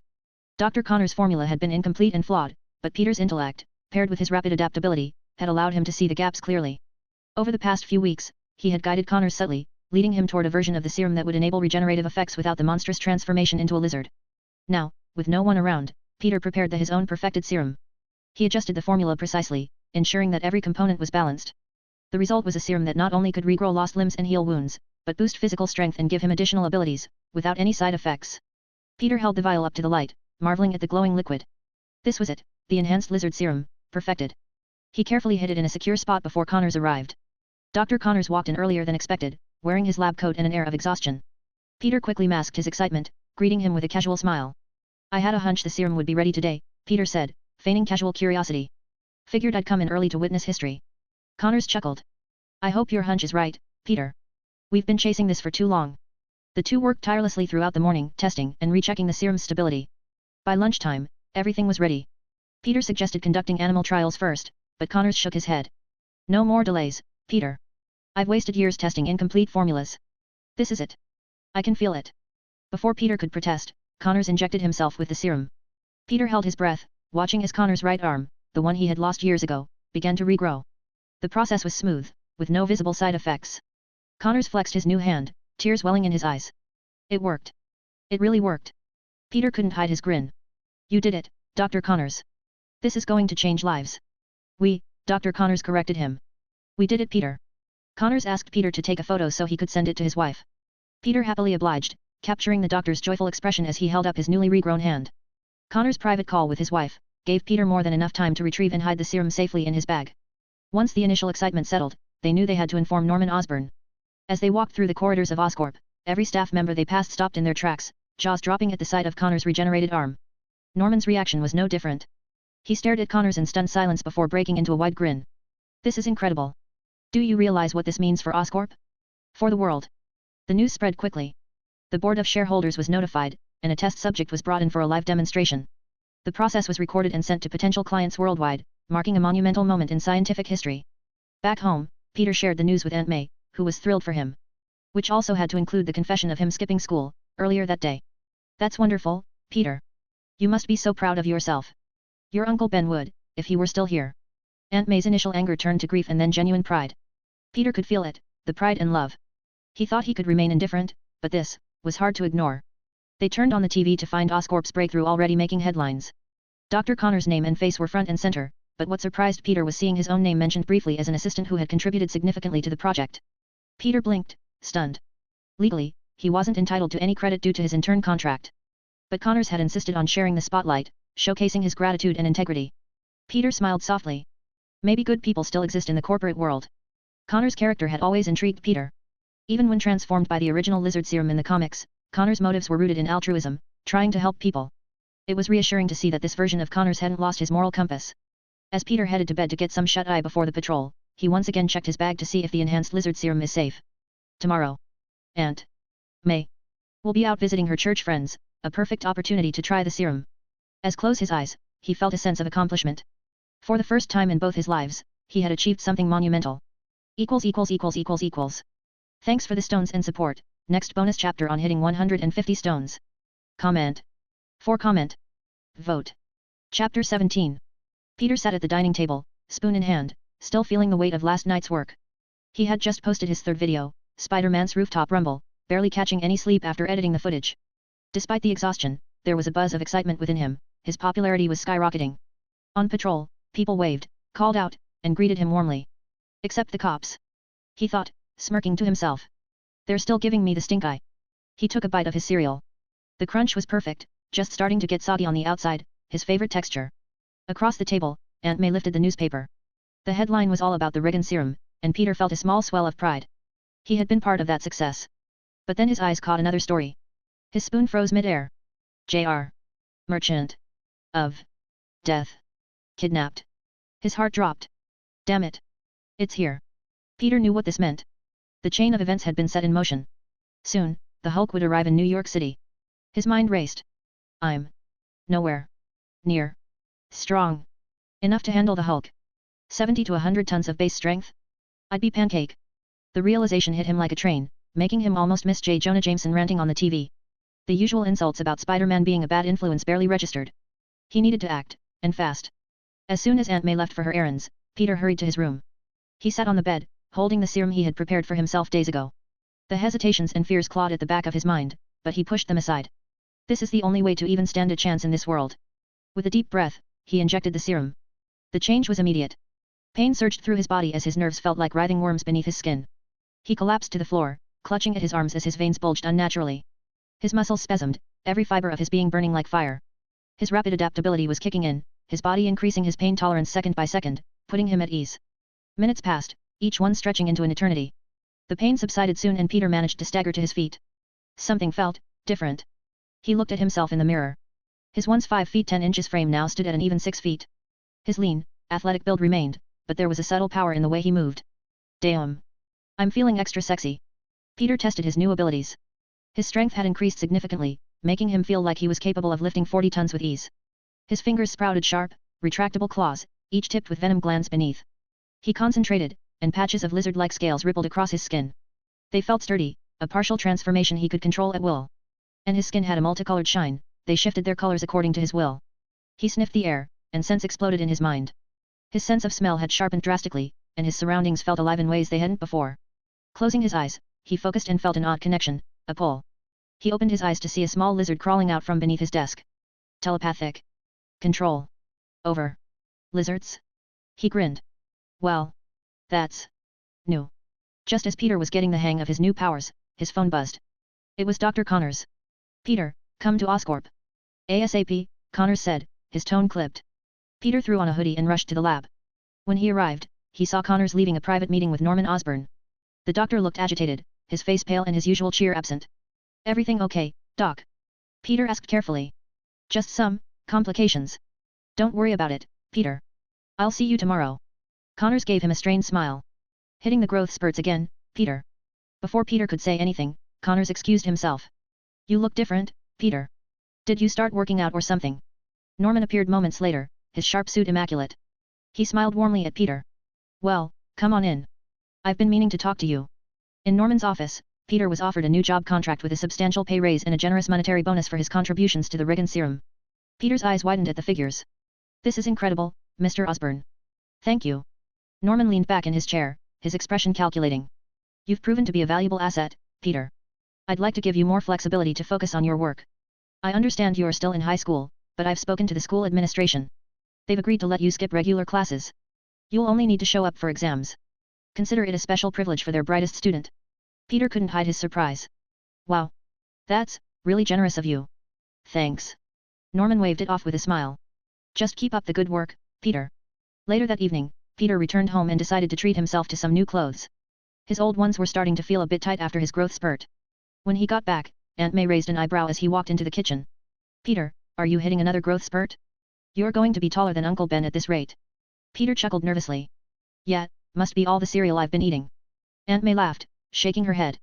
Well, don't forget to eat dinner, too. You're still a growing boy. After dinner, Peter suited up and headed out into the night. Shit. Forgot to buy a bigger suit. Well, it's time for an upgrade anyway. I should order the materials, once I get back. His thoughts were focused as he leaped across rooftops, testing his new abilities. He went to the nearest park and concentrated on the connection with lizards, summoning them from surroundings and alleys. This is insane. He thought, watching a small army of lizards scuttle towards him. But it's definitely going to come in handy. Hulk or no Hulk, the Spider-Man was going to face it head-on. Only the regeneration is left to test. The second regular update from yesterday. Bonus chapter on reaching 150 stones. Thanks for the stones and support. Comment. 15 comment. Vote. Chapter 18. Peter perched on top of a fire escape in Hell's Kitchen, his mask partially pulled back as the chill night air brushed against his face. The city was alive below him, its sounds echoing through the alleys. Sirens wailed in the distance, mingling with the shouts of late-night revelers and the hum of traffic. Hell's Kitchen. A place riddled with crime, chaos, and danger. If there's anywhere to test this regeneration, it's here, he thought, pulling his mask back into place. His decision wasn't easy. The idea of deliberately taking hits to test the serum was unsettling. He may not be able to test the limits of the regeneration here, but at least he could know how fast his regeneration is. In this world, filled with hulks and gods, knowledge was survival. He adjusted small camera on his shoulder, to recording everything at a better angle. Another video for the channel, he figured. It wasn't about views this time, though it was about understanding what he was capable of and to show the world how dangerous the life in Hell's Kitchen actually was. Activating his camouflage, Peter felt his body blend seamlessly into the surroundings. This ability is insane. I'm practically invisible. His rapid adaptability made it even more effective. He instinctively adjusted his movements to stay hidden. As he swung through the neighborhood, he noticed a factory that shouldn't have been operational this late at night. His sharp senses picked up the faint sound of footsteps and murmurs inside. Sliding down to the roof, Peter observed blind men and women being led into the building. His brows furrowed. Inside, he saw them working in silence, packing small paper packets. The pungent smell confirmed it. Heroin. This setup looked familiar. The hand. Peter's heart sank as he moved stealthily around the factory. In a separate room, he saw something far worse: children, their eyes bandaged or scarred. They were being groomed, trained to join this twisted operation as laborers. He clenched his fists. I'm no hero. But kids? This has gotten way out of line. He exhaled slowly, calming himself. Anger would only get in the way. Peter mapped out the factory in his mind. Room by room, he planned his attack. Efficiency was quick, silent takedowns to avoid raising the alarm. His first targets were the guards at the entrance. Dropping from the ceiling, he used his retractable claws to knock them out with precision strikes to their blood vessels, discovering his hidden abilities along the way. Damn, the concentration of the venom is controllable. Nice. Not even an unnecessary drop was used, just enough to incapacitate. He moved through the factory like a ghost, taking down targets who were clearly more than just guards. The way they moved, the way they carried themselves, they were trained fighters, ninjas. 1 down, 2 down. How many are there? He mused, webbing a group of them to a wall. The deeper he went, the more resistance he faced. In a corridor, the ninjas started to ambush him. His spider sense flared, giving him enough time to dodge and counter. His fists connected with their bodies, crushing vitals with precise force. One ninja leaped at him with a katana. Peter sidestepped, grabbed the blade mid-swing, and twisted it from the attacker's hand. A swift kick sent the ninja flying into a wall. I'm faster, stronger, and smarter. They don't stand a chance. Just as he thought he had cleared the last room, a presence caught his attention. Peter turned to see an elderly woman standing calmly amidst the chaos. Madame Gao. You're impressive, Spider-Man, she said, her voice calm but filled with authority. But you're meddling in matters far beyond you. Before Peter could respond, she thrust her palm forward. A wave of invisible force, chi, hit him like a freight train, sending him crashing into the wall. Peter groaned, pulling himself up. What the hell was that? Oh right, the chi. The life force, the vital energy in all life. His rapid adaptability kicked in, his body analyzing the energy. His muscles tightened, his senses sharpened, and his nerves adjusted to the unfamiliar force. Gao moved with grace, her strikes precise and deadly. Peter blocked and dodged, holding back his strength to avoid accidentally killing her. He needed a few more seconds to fully adapt to her fighting style and the chi energy. Seconds passed like hours as his body underwent subtle changes. His muscles and nerves adjusted, aligning with the rhythm of Gao's energy. When she struck again, Peter countered with ease, his movements fluid and efficient. He could faintly sense the chi, it was there. But still out of his reach. You're learning, Gao said, her tone almost impressed. But it won't be enough. Gao's eyes narrowed, and Peter felt a sharp pain in his mind. She was using telepathy, trying to manipulate his thoughts. But Peter had prepared for this, way ahead. Well, sooner or later, every Tom, Dick and Harry will have mind-reading abilities. Currently, his mind was well trained to resist intrusion. He focused on a mental image, a steel wall, and reinforced it with every ounce of willpower. You won't get in, you fossilist bitch, he said, his voice steady, causing Madame Gao's face to twitch with anger. In a few seconds, the pain subsided and Peter grinned beneath his mask. Nice try. It was during the mental attack that Peter realized something. This version of Madame Gao possesses the peak strength shown in comics. That meant dark magic was in play. He held back further, observing her closely. Gao raised her hands, chanting in an ancient tongue. The fallen ninjas around them began to stir, their lifeless bodies reanimating. Zombies? Great. Peter moved swiftly, taking down the undead ninjas.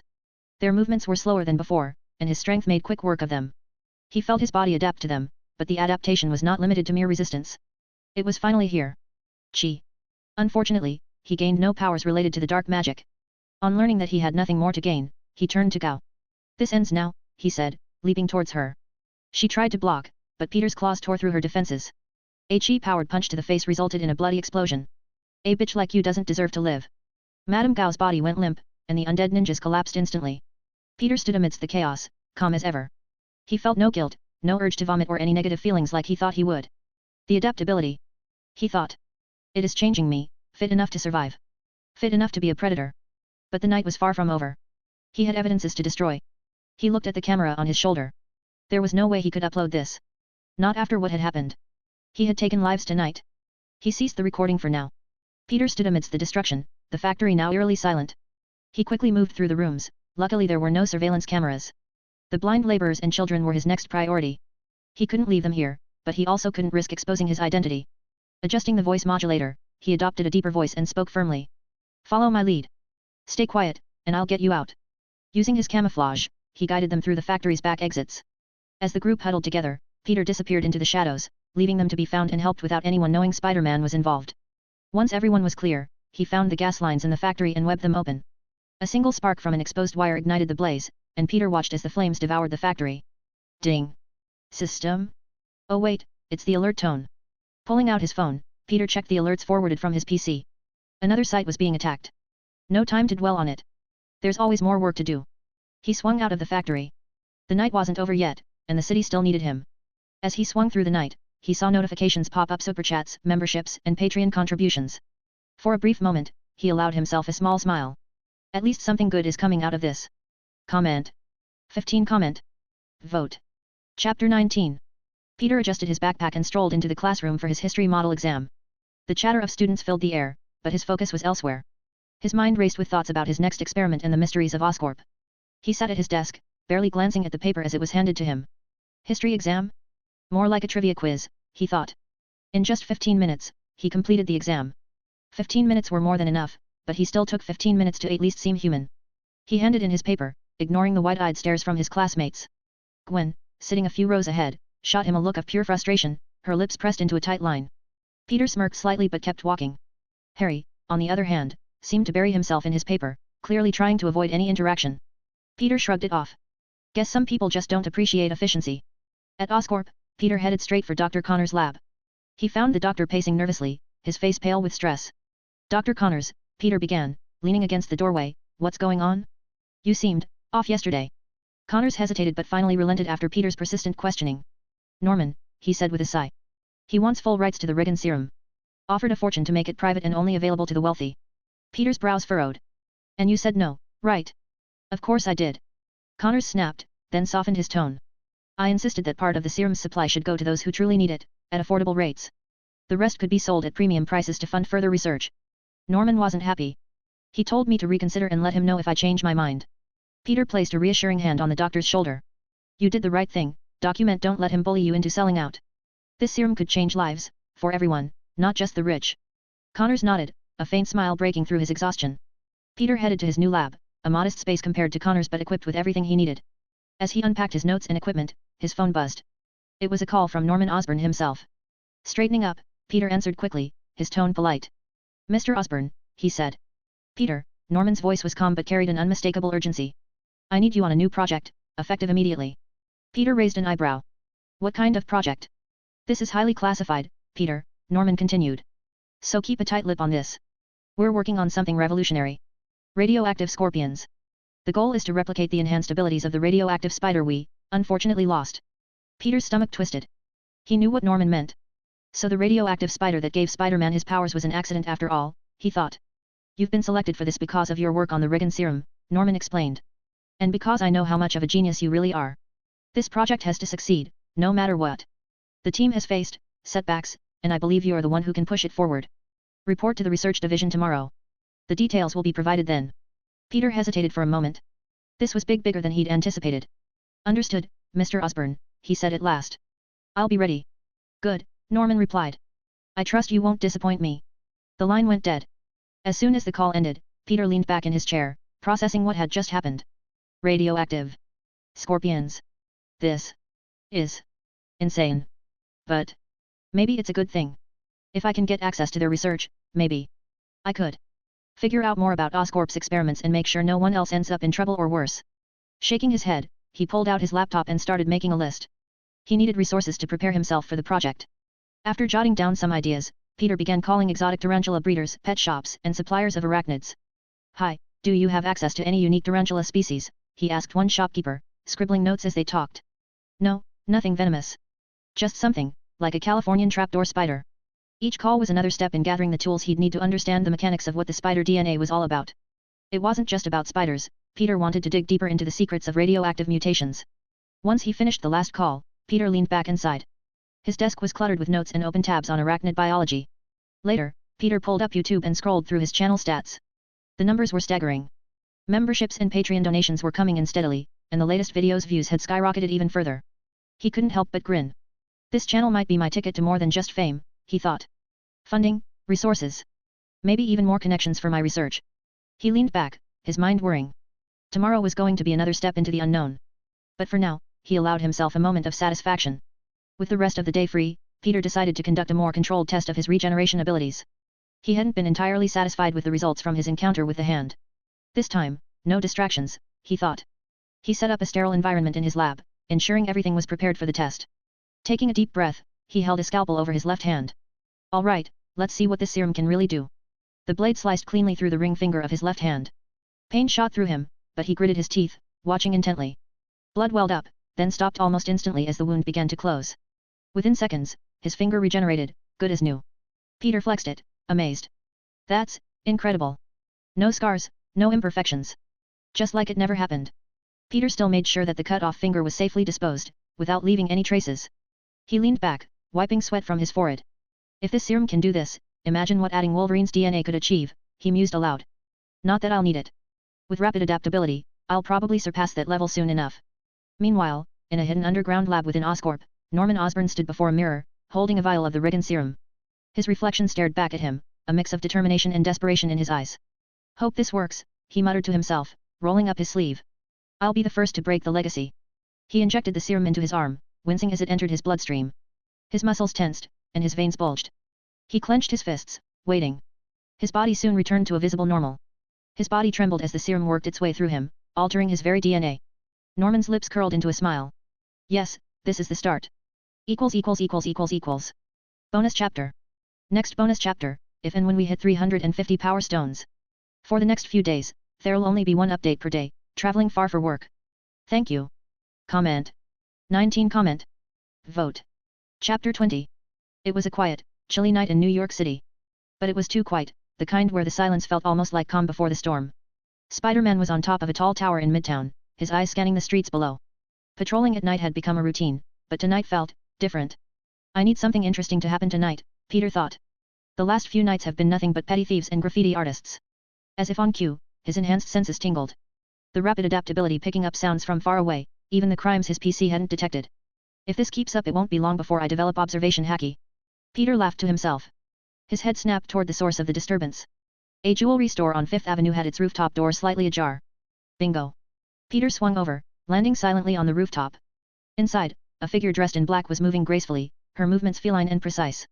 Her silver hair shimmered under the faint light, and the small mask she wore did little to hide her striking features. Black Cat, Peter muttered to himself. Recognizing her was easy, not many had that silver hair. At least Superman had an excuse that his Kryptonian glasses could alter his appearance. The Black Cat mask is even worse than Red Sonja's armor. She was in the middle of cutting through a display case when Spider-Man slipped in through the skylight, his steps as quiet as hers. Just as she grabbed a necklace, he shot a web onto her wrist, halting her mid-motion. Careful, kitten. You almost tripped the alarm, he whispered. Felicia froze for half a second, then smirked, her eyes glinting under her mask. Spider, she purred. Watching a girl steal? Naughty. He flipped down, landing lightly in front of her. Keep it back. Black Cat feigned a sigh. Instead, she looked at him with a smirk, her green eyes sparkling with mischief. Spider-Man, are you really going to harm a girl? The tension in the room shifted as Peter stepped closer, his eyes never leaving hers. Have you ever seen a wild beast you were sure would not bite? She chuckled softly. Oh, come on, hero. I'm only borrowing this. Borrowing? That's what you're going with, he asked, tilting his head. Before she could respond, her elbow shot out, aiming for his side. Spider-Man dodged easily, but as he countered with a light web shot, she twisted out of the way. Their fight began, a dance of agility and precision as they moved around the store, careful not to trip the alarm. Impressive speed and skill. For a street-level character, that is. Let's see how this goes. She wasn't just graceful, she was smart, and with Peter holding back, she kept up with the pace. And she was quick to fire back with flirty remarks, each one leaving him more amused than annoyed. Soft hands, he mused. Didn't take you for the moisture-rising type. Felicia spun, slipping free like silk and sending a sharp kick toward his ribs. He barely blocked it before she flipped over him, landing gracefully. Just then, beep. The alarm blared. Felicia laughed. Oops. Security lights flared. Peter smirked slightly. Really? You had one job. Felicia winked. See you outside, Spidey. She threw a smoke pellet and vanished. Peter coughed, webbing to the ceiling just as the guards rushed in. Ha! The night just keeps getting better by the second, he chased, bursting through the skylight. On a rooftop several blocks away, Spider-Man caught up with her, within seconds. Black Cat stood with her back to him, the city lights framing her silhouette. Going somewhere? Peter asked, landing behind her. She turned, holding the necklace up. Just heading home with my prize. Unless you want to stop me. I do, Peter said, stepping closer. His voice dropped an octave, laced with confidence. And I will. Without replying, Black Cat sprinted across the rooftops, the diamond necklace clutched in her gloved hand. Spider-Man swung above her, his webs cutting through the air as he stayed effortlessly on her tail. You know, he called out, if you wanted to run rooftops with me, you could have just asked. No need for the grand theft. Felicia glanced back with a smirk. Where's the fun in that? She suddenly changed direction, flipping off a ledge and landing gracefully on the next building. Peter followed, but just as he reached her, she twisted midair and slashed at him with her claws. He dodged, grabbing her wrist before she could strike again. Feisty, he mused, yanking her closer. She didn't resist. Instead, she pressed against him, her lips just inches from his mask. You like that, don't you? She purred. Peter smirked under the mask. What I like, he said, plucking the necklace from her hand, is getting what I came for. Felicia blinked. In that brief moment of distraction, he webbed her wrist to the rooftop railing. She tested the web, but it held firm. Peter leaned in, his voice low and smooth. I'm letting you go. This time. Felicia's smirk returned. And if I don't behave? Peter tilted his head, his voice dropping to a deep whisper. Then next time, I'll tie you up properly. Her breath hitched slightly, but when she looked up, he was already gone, the necklace safe in his grasp. She licked her lips, eyes gleaming. Interesting. Back at home, Peter barely got any sleep. His mind raced with thoughts about Black Cat and the encounter they'd shared. She's nothing like I expected, he thought, lying on his bed. Dangerous? Sure. But there's something about her. He shook his head, pushing the thoughts aside. There was no time for distractions. The next morning, Peter woke early, his body refreshed despite the lack of sleep. His rapid adaptability seemed to be working overtime, reducing his need for rest. Am I turning into a cultivator or something? He muttered, staring at his reflection. Next thing you know, I'll be pale, pretty, and glowing with a jade-like skin. The idea sent a shiver down his spine. Later, Peter sat down to order raw materials for his new armor. He'd been planning it for weeks, but now it was time to take the next step. However, as he browsed through the list, he realized something important. Where am I going to keep all this stuff? He needed a base, a lair, something discreet and out of the way. After some quick research, he decided to contact a realtor later in the day. Money was also a growing issue. The best way to earn more is investing.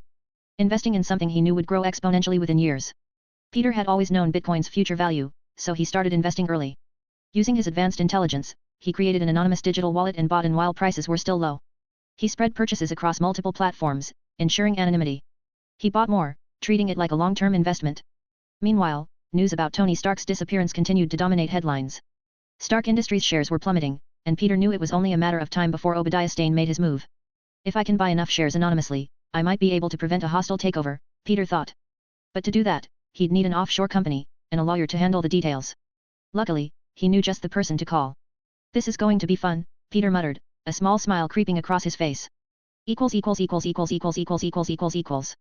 Thank you for the support. The next bonus chapter will be uploaded in auxiliary, as prologue. Next bonus chapter at 550 stones. Comment. 16 comment. Vote. Chapter 21. The morning air was crisp as Peter walked toward Midtown High, his hands tucked into the pockets of his hoodie. The streets were already alive with students, their conversations blending into a dull hum. But his mind was elsewhere. Something had changed. The Harry Osborn he knew was confident, maybe a little arrogant, but he wasn't this, distant. The way he walked, the way he avoided people, it was different. And Peter had a feeling he knew why. Osborn disease. The hereditary genetic disorder that had plagued Norman's bloodline. If Harry had it, then there is chance that Norman might also have it. It was only a matter of time before things got worse. And worse in the Osborn family meant trying to cure it goblin serum and worsening it. Peter clenched his jaw. He could face the goblin. He wasn't weak, and he wasn't scared. But fighting the goblin wasn't the issue. The goblin wasn't just a villain. He was crazy. Unpredictable. Dangerous beyond reason. What if I adapt too late? Sure, his strength could easily let him match the goblin in a fight, but by the time he figured out how to counter the madness, the damage might already be done. The last thing he wanted was something happening to Aunt May. For she was the only person now, who has genuine care for him and talks to him. His lack of friends has created a certain feeling of loneliness that was eating him up. What if he adapts to loneliness and becomes a solitary person? Becoming a dick. Like Sasuke after his family died wasn't an option for him. Peter wasn't about to let that happen. He needed answers. He entered the classroom and took his seat as the advanced physics model exam began. The moment the invigilator handed out the question paper, Peter scanned it. Easy. Easy. Too easy. He didn't even hesitate. His pen moved swiftly across the page, solving equations and writing derivations at a ridiculous pace. Within 10 minutes, he was done. Another 10 minutes passed before the teacher noticed him sitting idle. "You're done already?" she asked, raising an eyebrow. Peter gave a small nod. "Yeah." She took his paper, glanced at it, then back at him. "You sure you don't want to recheck?" Peter gave her a polite smile. "I'm good." She took the paper, scanning it with a frown. But said nothing. With that, he leaned back in his chair, letting his mind drift as the rest of the class struggled with their answers. After the exam, Peter waited outside the classroom. Harry should be done soon. Might as well use this time productively. He pulled out his phone and started browsing real estate listings. He needed a place to store his equipment, experiment with his tech, and just have some space of his own. Scrolling through, he found a house in a quiet area. Decent size, a garage, and most importantly, not too far from his usual patrol zones. Perfect. He sent a message to the realtor, booking a house tour for later in the week. With that handled, he looked up as the bell rang. He weaved through the crowd of students, dodging backpacks, stepping over a forgotten pencil case, and narrowly avoiding a rogue dodgeball. Why was there always a dodgeball flying through the hallway? Now back to his target, Harry Osborn. The guy was almost running, clearly planning to leave before anyone could get to him. Not today, buddy. Peter caught up to him, with his best detective face on. All right, spill it. Harry blinked. What? Peter crossed his arms. You've been all broody and mysterious lately. Like Batman, but less richer and somehow even more emotionally unavailable. What's going on? Harry scoffed. Nothing, Parker. Maybe I'm just focusing on my future. You ever think about that? Peter gasped dramatically. Who are you? And what have you done with Harry? My best friend would never voluntarily focus on his future. Harry rolled his eyes. You're an idiot. Peter grinned. True. But I'm an idiot who's worried about his billionaire bestie. If this is about your dad, you know you can talk to me, right? For a brief moment, something flickered in Harry's expression, hesitation, maybe even fear. But it was gone just as quickly. Drop it, Pete. I'm fine.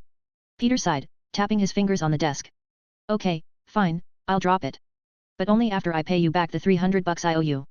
Harry's eyebrows shot up. Wait, what? Peter pulled out a wad of cash and waved it in front of him. 300. Cash. Just take it. Harry frowned.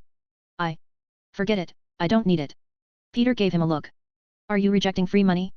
You know what they say about Osborns. Osborns are like goblins and they never deny money. Harry refused again. I don't need it, Peter. Peter smirked. Take it before I fake a scene and make everyone think you broke up with me. Harry groaned, snatching the cash. God, I hate you. Love you too, buddy. Peter smiled. For a moment, neither spoke. The tension was still there, but it wasn't as bad as before. Peter decided to push a little. You've been different lately, man. Something's up. Harry's jaw tightened.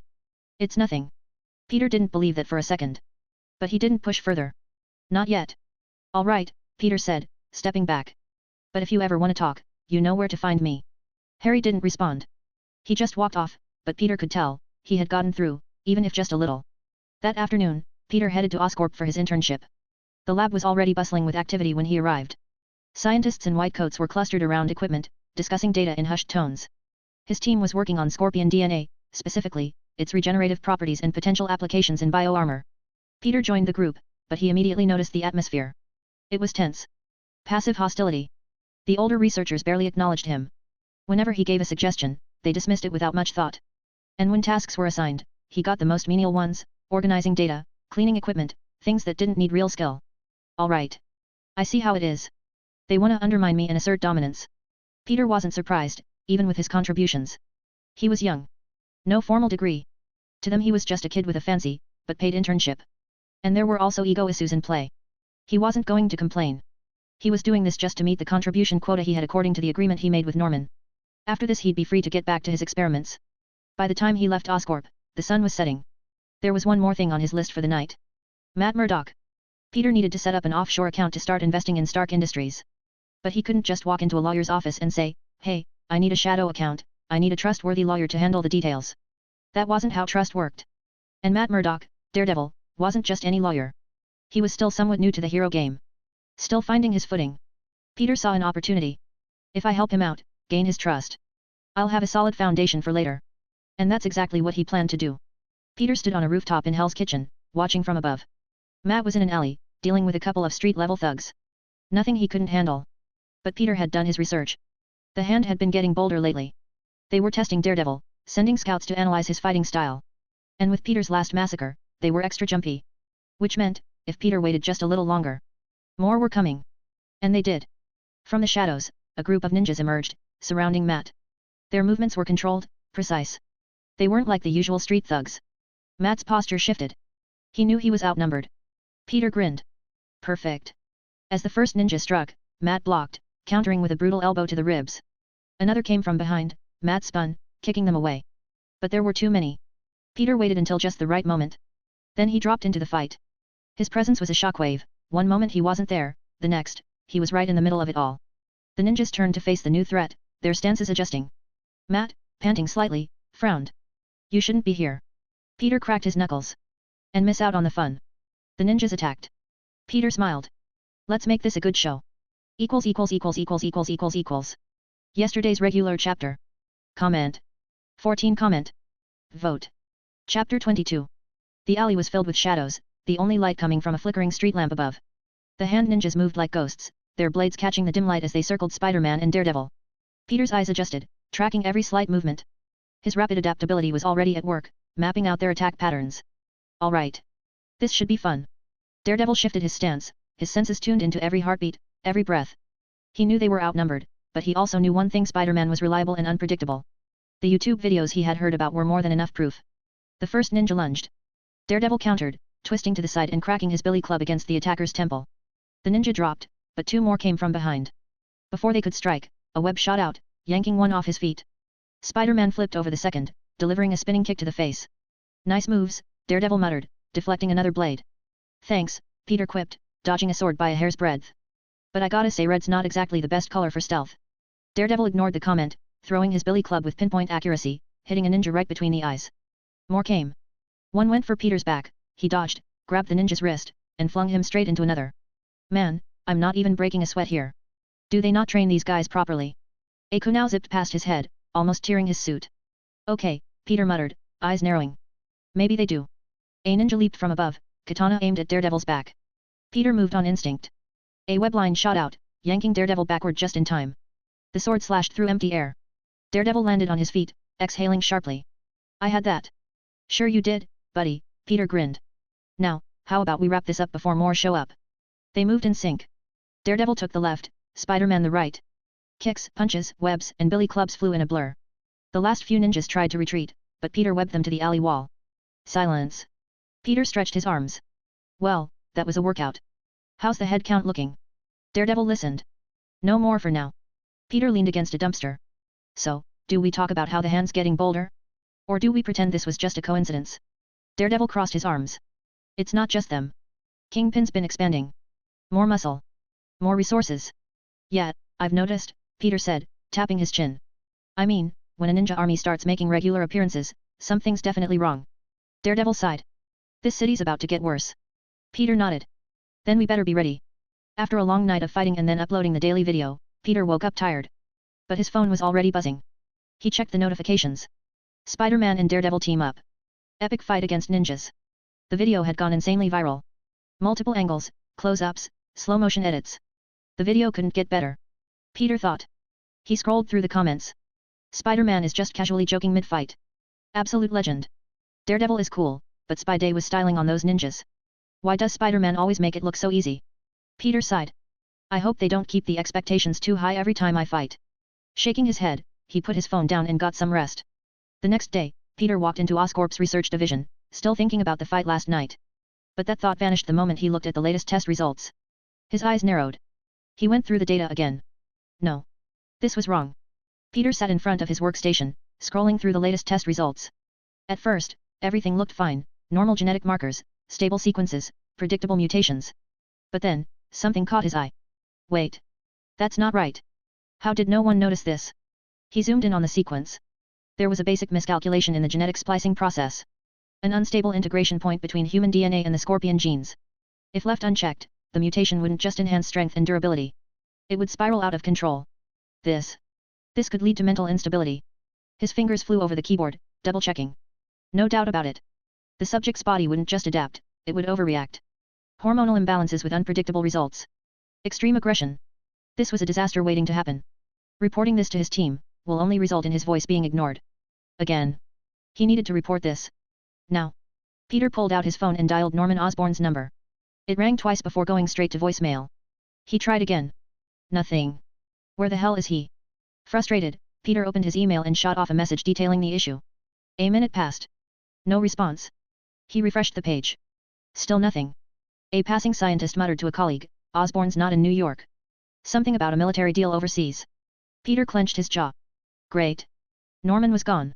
His phone was unavailable. His email? Probably buried under a mountain of corporate nonsense. And that meant no one stopping this in time. Peter's mind raced. Did they ignore it? Did they rush the project? Or, did someone want this to happen? Before he could think deeper, a senior scientist Dr. Tennyson walked by. He glanced at Peter's screen and scoffed. Leave the real science to actual scientists, Parker. Peter clenched his jaw. He could already tell this was the type of guy who hated that Peter was even in the lab. Fine.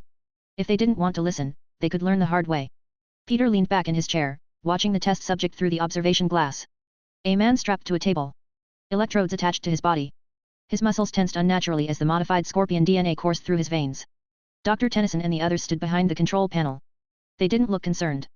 Peter exhaled. All right. This is happening. Mr. Gargan, are you ready? Asked Dr. Tennyson, to the test subject. Gargan? He already knew how this story ended. This was this universe's scorpion origin story. And there was nothing he could do to stop it. You reap what you sow. The warning signs came fast. The subject's breathing turned erratic. His heartbeat spiked. His veins bulged, turning dark green as something inhuman spread through his body. Increase the stabilizer, one scientist called out. Another scrambled to adjust the settings. Then. Snap. The subject ripped through the restraints. The glass chamber shattered. A scientist screamed as the mutated man grabbed him, crushing his ribs with inhuman strength. Alarms blared. Red lights flashed. Peter stood still for a second, watching the inevitable unfold. Yep. Totally called it. Then he moved. The situation needed the Spider-Man. == Today's regular chapter. Thanks for the stones and support. Comment. 22 comment. Vote. Chapter 23. The moment Mac Gargan woke up, the world around him had changed. His muscles felt like they were on fire, veins pumping with raw, uncontrolled energy. The mutation had taken hold completely. His body, once human, was now something different. Stronger. Faster. Angrier. But his mind? It was twisted. Gargan grinned, his teeth sharp like a predator's. This is power. And when the security team rushed in, guns raised, shouting orders, he didn't hesitate. With a single swipe, he sent the first guard flying across the lab, crashing through a glass panel. He leaped forward, knocking the next two unconscious in a single blow. The rest barely had time to react before he was upon them, slamming them into the walls like ragdolls. No more orders. No more experiments. No more cages. Then he saw the tech area. His instincts screamed at him to move. Something inside that room could help him, he didn't know what, but his body did. So he ran. The moment Gargan disappeared into the tech labs, the entire room turned to chaos. Scientists scrambled, alarms blared, and security tried to regroup. And Peter? He used the opportunity to lead the rest of the scientists outside to safety and then slip away. He needed a quick exit, somewhere out of sight, but with a way back into the action. His eyes darted around, scanning for blind spots. Then he spotted a maintenance access panel near the floor, half hidden behind a supply rack. Without hesitation, he slipped behind the rack, crouched low, and pried open the panel. It led to a narrow service corridor used for electrical wiring and ventilation maintenance. No cameras, no guards. Perfect. He squeezed inside, pulling the panel back into place just as security rushed past. From here, he could move unseen, slipping deeper into the building. Inside the narrow service corridor, Peter wasted no time. He pulled his backpack forward, unzipped it, and grabbed his suit. The tight space made it awkward, but he had done this enough times to make it work. Gotta be quick. Scorpion is out there and those idiots are making things worse. Don't want things to get too out of control. Within seconds, the familiar fabric hugged his body. He adjusted the mask, securing it in place. His fingers flexed against the gloves. And secured a small body cam to his suit. Ready. Can't wait to upgrade this shit for an actual suit. With all the material finally here, unstable molecular fibers would be quite an upgrade. Now, for the entrance. He traced the corridor's layout in his mind. There was an emergency access hatch ahead, leading right to the building's outer structure. A perfect way in, or out. He reached the hatch and gave a small tap with his foot. The panel popped open, revealing the open air above the research wing. He climbed out, crouching low. Below, Scorpion was tearing through Oscorp security like tissue paper. All right, ugly. Time to put you back in your cage. With a powerful leap, Spider-Man soared from the rooftop, aiming straight for Scorpion. The streets outside Oscorp were in full panic mode. Gargan had already torn through 3 squad cars, flipped a taxi, and was now standing in the middle of the street, roaring like a beast. Spider-Man dropped from the sky, landing gracefully on a street light. By the time Spider-Man reached him, Scorpion's skin had already turned into light green color. You look like a lizard that lost a bet with a glow stick. Gargan turned, his yellow, almost reptilian eyes locking onto him. Spider-Man. His voice was lower now, guttural, filled with rage. Wow, you said that with a lot of passion. What's next? Are you gonna yell about avenging your clan and unleash a chakra skeleton? Gargan didn't answer. He just charged. Spidey dodged. Scorpion roared, his newly mutated body twitching with unstable power. He flipped a car like a toy. I'm gonna crush you, bug. Spider-Man landed gracefully on a lamppost, tilting his head. Wow, original insult. Did you come up with that all by yourself, or was there a committee? With a furious growl, Scorpion lunged, punching fast, like a powerful whip. Spider-Man casually flipped over it, landing behind him. Buddy, you're slower than dial-up internet. This is embarrassing. Scorpion snarled and swung his fists again. Spider-Man ducked, webbed Gargan's left foot and yanked, sending Scorpion face first into a brick wall. Oof. That looked painful. You good. Scorpion shook off the impact, charging again. Spider-Man sighed. Alright, playtime's over. In a blur, he sidestepped, grabbed Scorpion's tail, and spun him like an Olympic hammer throw. With a final twirl, he launched him straight into a dumpster. Crash. Spider-Man perched on the lid, peering down. And here we see the Scorpion in his natural habitat, New York's finest garbage. Scorpion groaned, half buried in trash. Just as he was about to web Gargan up, a chopper roared overhead. From the rooftops, Oscorp's advanced security team suddenly descended. Spider-Man's eyes narrowed. And now the real bugs show up. Armed. Armored. And aiming their weapons at him. Guys? I think you're pointing those at the wrong person. No response. Then, one of them fired a tranquilizer dart. His spider sense screamed, and Peter flipped backward, dodging it by inches. Oh, so that's how it is? Another dart. Then another. They weren't holding back. Spidey moved like a blur, weaving between shots, leaping off streetlights, and using walls to ricochet away from their sights. He was untouchable. But now? He was pissed. Oscorp just tried to put him down. Fine. He shot a web, yanked a guy's rifle away, and tossed it into the sewer. You're done playing with that. Another soldier lunged. Spidey webbed his legs together and let him fall flat on his face. One by one, he disarmed them, making sure to do just enough damage to humiliate them. Once they were all groaning on the ground, he looked up at the chopper. Tell Norman Osborn, we're gonna have a talk. Then he vanished, swinging away. Later in Norman's office, Norman sat behind his desk, fingers steepled, eyes locked on Peter. I just got back, and the first thing I hear is that my lab is in ruins, my security is humiliated, and Gargan is a walking disaster. Tell me exactly what I missed. Peter leaned forward. The genetic splicing process was flawed. I caught a calculation error, one that made the mutation unstable. I tried to warn the lead scientists, but they ignored me. When I couldn't reach you, I sent emails, but I guess they got buried. Norman's eyes narrowed. And then? Peter sighed. The experiment went sideways. Gargan lost control, tore through the lab. I helped get some scientists out discreetly. Security moved in, but Gargan escaped. Then your advanced security team decided that Spider-Man is a target too. Norman exhaled sharply.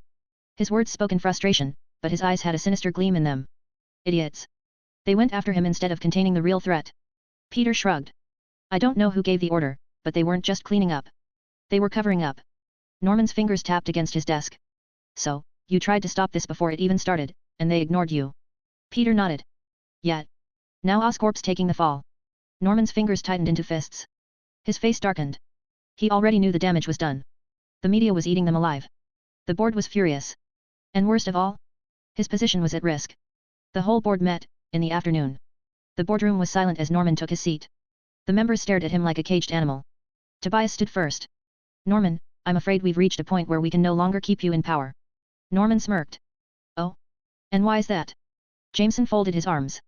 Your reckless decisions, your unstable leadership, and now? This scandal. Oscorp's stock has plummeted overnight. We're losing investors by the second. Norman leaned forward. I built this company.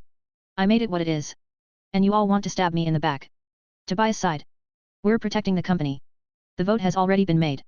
A long pause. Then Norman's smirk faded. You'll regret this, he muttered. No one spoke. He stood up, fists clenched. Then he turned and stormed out. The board members exchanged glances. Jameson sighed. That was long overdue. Tobias nodded. Now, let's fix this mess. Peter leaned against a rooftop, watching Oscorp's main building from a distance. Norman Osborn was out. That meant things were going to change. The origin of Green Goblin was around the corner. This calls for a more thorough investigation. If the changes are for better? For worse? Only time would tell. Comment. 38 Comment. Vote. Chapter 24. Peter Parker sat in his personal lab at Oscorp, surrounded by various scientific instruments and computer screens. He had been researching unstable molecular fibers, inspired by the Fantastic Four's advanced suits. These fibers could adapt to different environments, change shape and color, and were highly resistant to damage. Peter believed that creating a suit from such material would enhance his abilities as Spider-Man. To begin, Peter used advanced computer simulations to design the molecular structure of the fibers. He aimed to create a material with high strength, elasticity, and thermal stability. After several iterations, he finalized a design that met his requirements. Next, he synthesized the fibers at the nanoscale. Employing techniques like chemical vapor deposition, Peter carefully built thin layers of the material. This process required precision and patience, but after several hours, he successfully created the fibers. To stabilize the fibers, Peter treated them with a combination of radiation and chemical modifications. This step ensured that the material maintained its unique properties under various conditions. By evening, he had produced enough of the fibers to construct a new suit. Peter spent the next few hours assembling the suit, weaving the unstable molecular fibers into a design that mirrored a red and black Spider-Man attire. The new suit could adapt to different environments, change its appearance, and was highly resistant to damage. Additionally, Peter integrated a prototype of his self-developed artificial intelligence system, made from the materials he had previously ordered. The Axis, Artificial Experimental Intelligence System, was added into the suit. This AI would assist him in various tasks, providing real-time data analysis and communication support. The power was generated through electromagnetic induction, quantum fluctuation energy, piezoelectric and thermoelectric properties of unstable molecular fibers. Night had fallen over New York City, and the lights of Oscorp Tower shone brightly against the dark sky. Peter Parker stood on the edge of a nearby rooftop. The city below bustled with life, unaware of the dangers that hid among them in the open. I need to know more, he muttered under his breath. The look Norman had in his eyes, earlier today, was unsettling. But he needed to know how far Norman has gone before he chose to help him.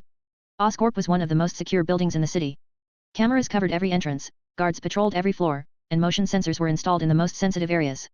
But Peter had already mapped out its weaknesses. Especially the section of the ventilation system through which he could slip into, unnoticed. Taking a deep breath, he leaped off the rooftop and swung towards the Oscorp building. With perfect timing, he released his web line and flipped onto the side of the tower, sticking to the glass like a, well, spider. His suit adjusted to the dim city lights, making him nearly invisible against the reflection. Moving carefully, Peter crawled downward until he reached a small maintenance panel near the 27th floor. With precise movements, he pried it open and slipped inside, landing silently in the ventilation shaft. The metal walls were vibrating slightly from the building's systems. Hope all goes well, he whispered to himself. Navigating through the narrow shaft, Peter moved slowly, careful not to make a sound. He avoided security cameras by sticking to the darkest corners, his suit automatically adjusting its pattern to avoid taking unnecessary risks and detection. His spider senses tingled lightly as he neared the main lab. He was getting close. Peeking through a vent, he spotted the private lab below. Norman Osborn's personal research area. The room was dimly lit, filled with monitors displaying various projects. One screen showed DNA sequences, another displayed test results of the goblin serum. A third screen had a video paused with one of the test subjects, thrashing violently in a containment unit before the footage abruptly cut off. Peter felt a chill run down his spine. Whatever they were working on, it was uncontrollable as it was dangerous. He carefully removed the vent cover and dropped silently into the room, landing on the balls of his feet. His eyes scanned the lab, looking for anything new. He moved to the main computer, typing quickly as he searched through the files. He skimmed over reports on failed super soldier serum experiments, all based on animal DNA. Subjects had gained strength, but at a terrible cost, like unstable mutations, increased aggression, and, in most cases, complete biological failure. Then, he opened the most recent goblin serum report. Strength enhancement. 14 tons. Healing factor. Accelerated recovery. Durability. Protective scales forming over skin. Sensory boost. Heightened perception. Mental side effects. Increased aggression, paranoia, violent tendencies. Peter frowned. This is a recipe for disaster. He clicked on the most recent video file.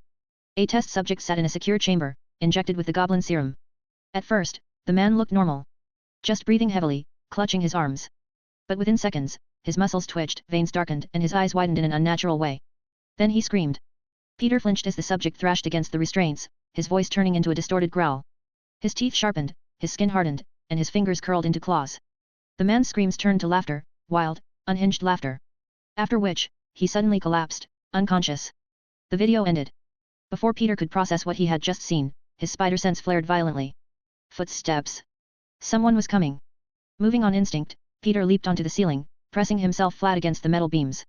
His eyes darted to the entrance. The lab door slid open, and Norman Osborn entered, followed closely by one of the senior staff, Dr. Castle. Peter slowed his breathing, using his rapid adaptability to calculate their line of sight and suit to camouflage himself. He stayed perfectly still, shifting only when necessary to avoid detection. Norman walked to the central lab station, rolling up his sleeve. Let's not waste time, Castle. Give me the next dose. Dr. Castle hesitated. Mr. Osborn, the Regan serum has stopped working. We've administered 8 doses, A&D. Just do it, Norman snapped. Castle sighed and prepared the injection. He pressed the needle into Norman's arm, injecting the serum. They waited. Nothing happened. Norman clenched his fist, staring at his reflection in the dark computer screen. His jaw tightened. It's useless now, isn't it? Castle shifted uncomfortably. It appears so. Regan serum isn't potential enough to heal the symptoms of the Osborn disease. Norman closed his eyes, inhaling sharply before turning back to Castle.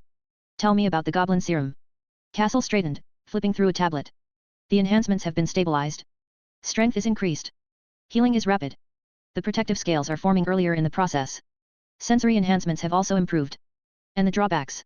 Castle hesitated. Subjects have shown severe psychological changes. Increased aggression. In some cases, complete mental instability. Peter watched Norman carefully. He expected him to be worried, but instead, the man smiled.